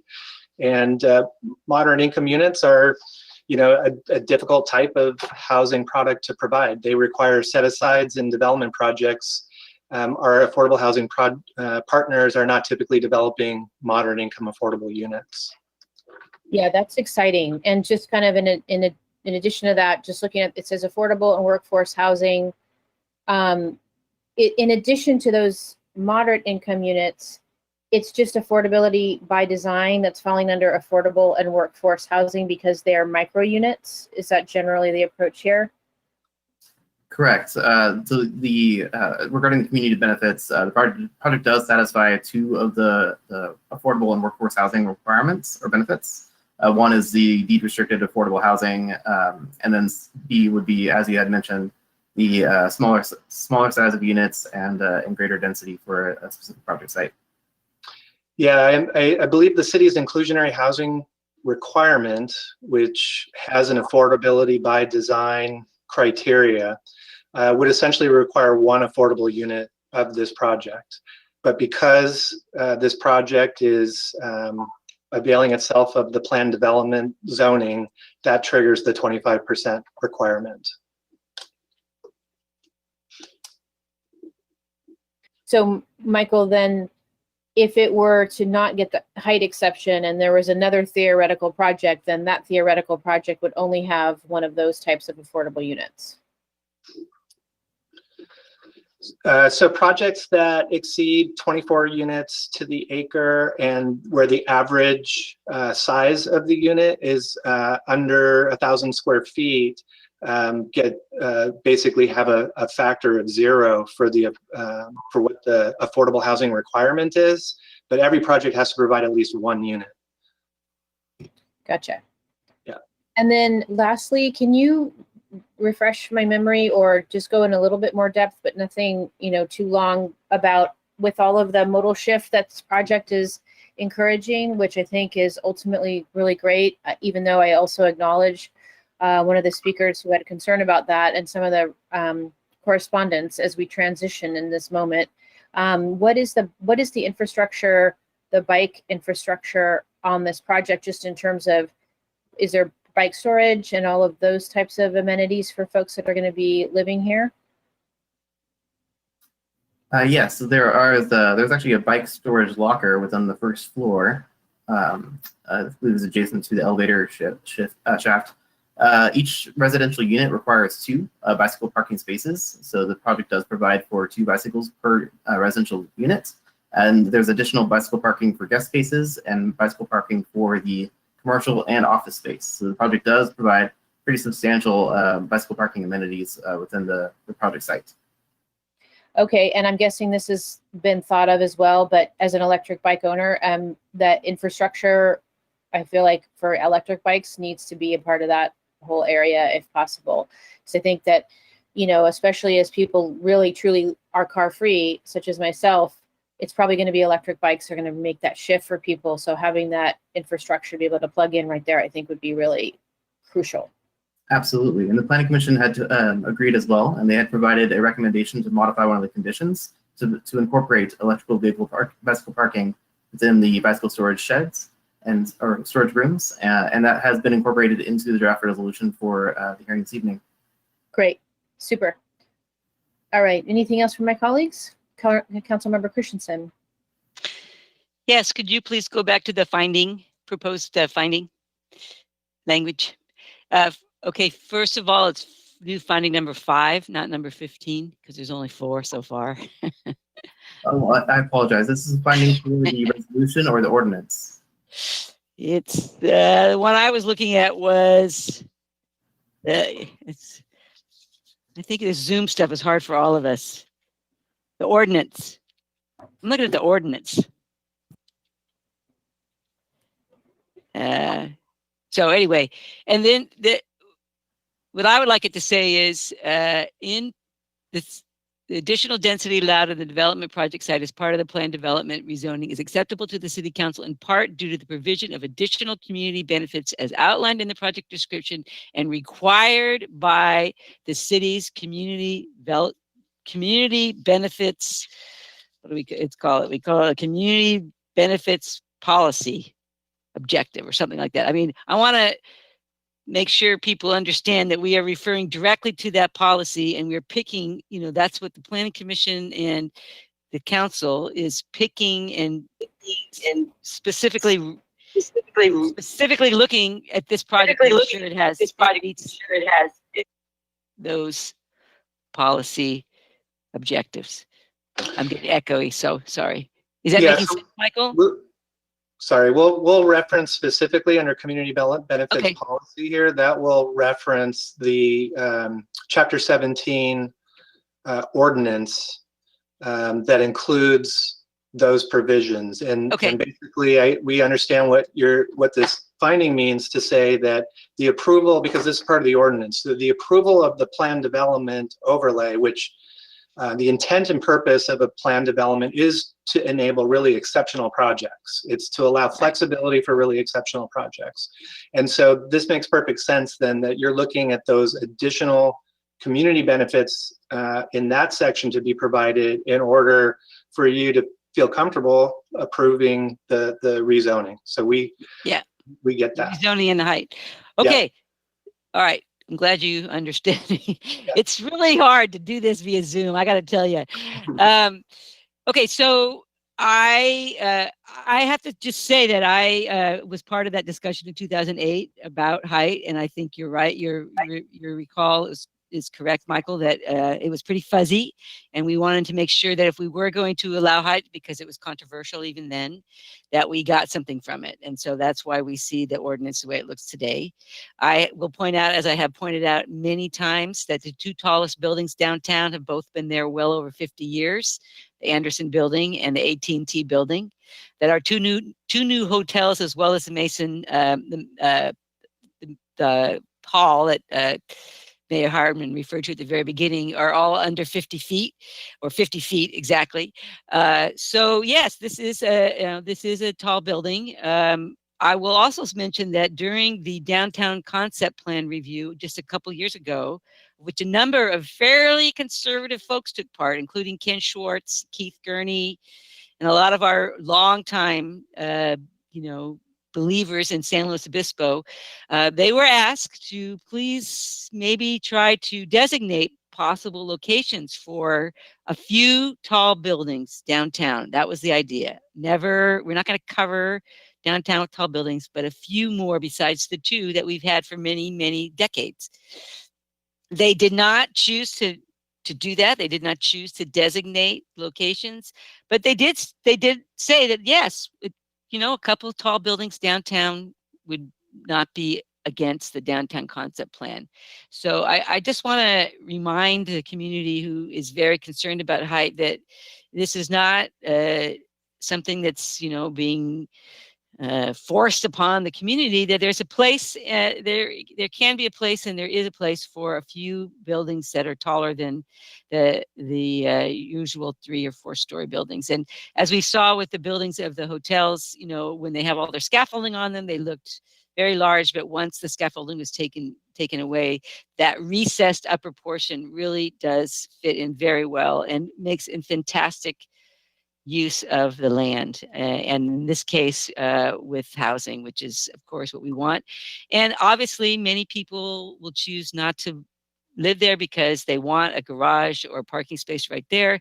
But we just got finished with our climate action plan update, and we have to move into a different way of thinking. We have to. I mean, a number of our speakers and our commenters there talked about that. And one of the ways we're going to do that is by offering a place where people who choose to live car-free can do so, and then they can rent a car or share a ride if they need to use that kind of transportation. But as somebody who lives downtown now, I know that, I can get by with rarely using my car. And if I didn't have it, if I had a way to ride share or car share, that would be perfect. So there's lots of people who may choose to do that right away. And as Councilmember Stewart pointed out, there are options for people who need to park a car that won't involve using up parking spaces. I also want to point out that yes, we have some empty buildings, and yes, we're doing a big churning of businesses as we go through our recession and we deal with COVID results and pandemic results. But one of the key things that has to happen is bringing more dollars downtown, bringing more people, eyes and ears downtown to help with safety, and bringing more dollars downtown to people who are already there and spending every day. So this again fits right in with our mega goal, and it meets policy and meets where we want to be and where we want to go. It's always risky and scary to do stuff when you're in the middle of so much else happening. But I really think that this project is a project that will prove its worth in the future and going forward for many years, because it has that PD overlay. It really has some possibilities for doing even more than it does right now. So with that, I would like to go ahead and move Steph's recommendation. Question. Sorry. Okay. Yes. Question. Thank you. Last time that I remember us talking about RENA, I thought that moderate income, we were actually surpassed as far as our numbers of housing that we needed to be on the low income, very low income, and the moderate. Am I incorrect in that? Moderate we don't have. It's the regular pricing that we have lots of. And that's Okay. my memory of it. Is Yeah, that above yours? moderate is the level that we have more than enough of. Okay, okay. In the past, we've been able to build more moderate income housing. But in the past cycle, we weren't as successful with those. With the collaboration that we've done so much with People Self-Help and Habitat for Humanity and those folks, we've really gotten a lot of the super low stuff, and we don't have a lot of moderate. We haven't had hardly any, as a matter of fact. Anyway, so are we ready for a motion? Oh, if I may interject real Yes. quick. Yep. I would like to remind the council about the recommendations from the tree committee as part of the tree committee comment memo that was sent out as part of the correspondence. And so we have the condition here that was recommended by the tree committee, and I'm happy to talk on that before any motion is made if you'd like to incorporate that in the final action. I'm very comfortable with that, and I thought that the question and the answer from the applicant was good. Okay, so I will go ahead and move staff recommendation with this new condition 46 and with the additional finding for the ordinance that we find number 5, and I'm going to leave. Well, I would like to take out community benefit number C, which is the that's the thing that says we already have it. I don't know if anybody wants to support that or not, but that's what I'd like to do. I'm game for that as well. Is that your second? I'm second. I do have, I just wanted to say thank you to Kyle because of, sorry, there's some weird echo, the advisory bodies and just kind of pairing everything up with the Planning Commission, the ARC, that made it much more easy to process and get through for someone who was not through every single one of those commission meetings. So thank you very much. And I'm excited that the applicant has created these potential homes for people who are kind of just coming into their professional life or coming out of a situation. Yes, I do not want to live in a 500 square foot home, but I will say that as I have been in different financial straits in the past, you were looking for whatever could fit you and your family as best as possible. So I just kind of want to remind people that when we're thinking of these tiny places, it may not be for you. It may be for someone else that wants that, or they might enjoy the space that they can socialize, but yet have the tiny home. So I just want to share that because I received quite a few comments on how much someone would want to live in these homes. Yeah, and I just want to make it clear too that we received a lot of support for this project from the community. One of the speakers referenced that, nobody wants it. And I think that a lot of times we get in our own little bubbles, and that's kind of what Councilmember Stewart was saying too. And it's important to recognize that there is actually a lot of our community is really deeply concerned about housing. It's one of the biggest barriers to our ability to thrive economically as well and to grow some of our local businesses here. It's the number one thing I hear from especially entrepreneurs that want to start businesses here and they want to grow them here. The lack of housing is one of the biggest barriers to them being able to do that. So it has huge ripple effects throughout our community and our economy. And I'm grateful for this project, and I'm grateful for the affordability that's associated with it. This is a very expensive state and it's a very expensive city to live in. And so when we talk about affordable, when we're not talking about necessarily the deed restricted type, we're also talking about significantly more affordable than the median price of a place to live out in the community. So that's real for people, and that's the type of housing I hear the most about, people really wanting that missing middle. So thank you to everybody that worked hard on this. And Carlin, does your motion stand? I believe it does. Okay. Councilmember Stewart, did you want a second? Second. Yeah, and you guys got you got the changes? The finding, the 40, and then 46, and then take out community benefit C? Yes. Okay. City Clerk? Councilmember Christensen? Yes. Councilmember Stewart? Yes. Mayor Harmon? Yes, and with that, it passes 3 to 2 abstentions or recusals. And then with that, we'll move on to liaison reports and communications. If anybody has any, Councilmember Christensen. Oh, No, I did have one. It's really quick. I just wanted to mention that the Capslow over at the 40 Prado could really use coffee and batteries. I know that sounds really simple, but these are two things that they asked for today, and I just wanted to highlight as people are trying to survive in their lack of housing, as we just got done talking about. Sometimes the simple things are something that we can all give. So just kind of keep taking a look at the Capslow website when you can, and realize that there's some really simple things that you can do to give back and help people in this community. wonderful. Thank you for that.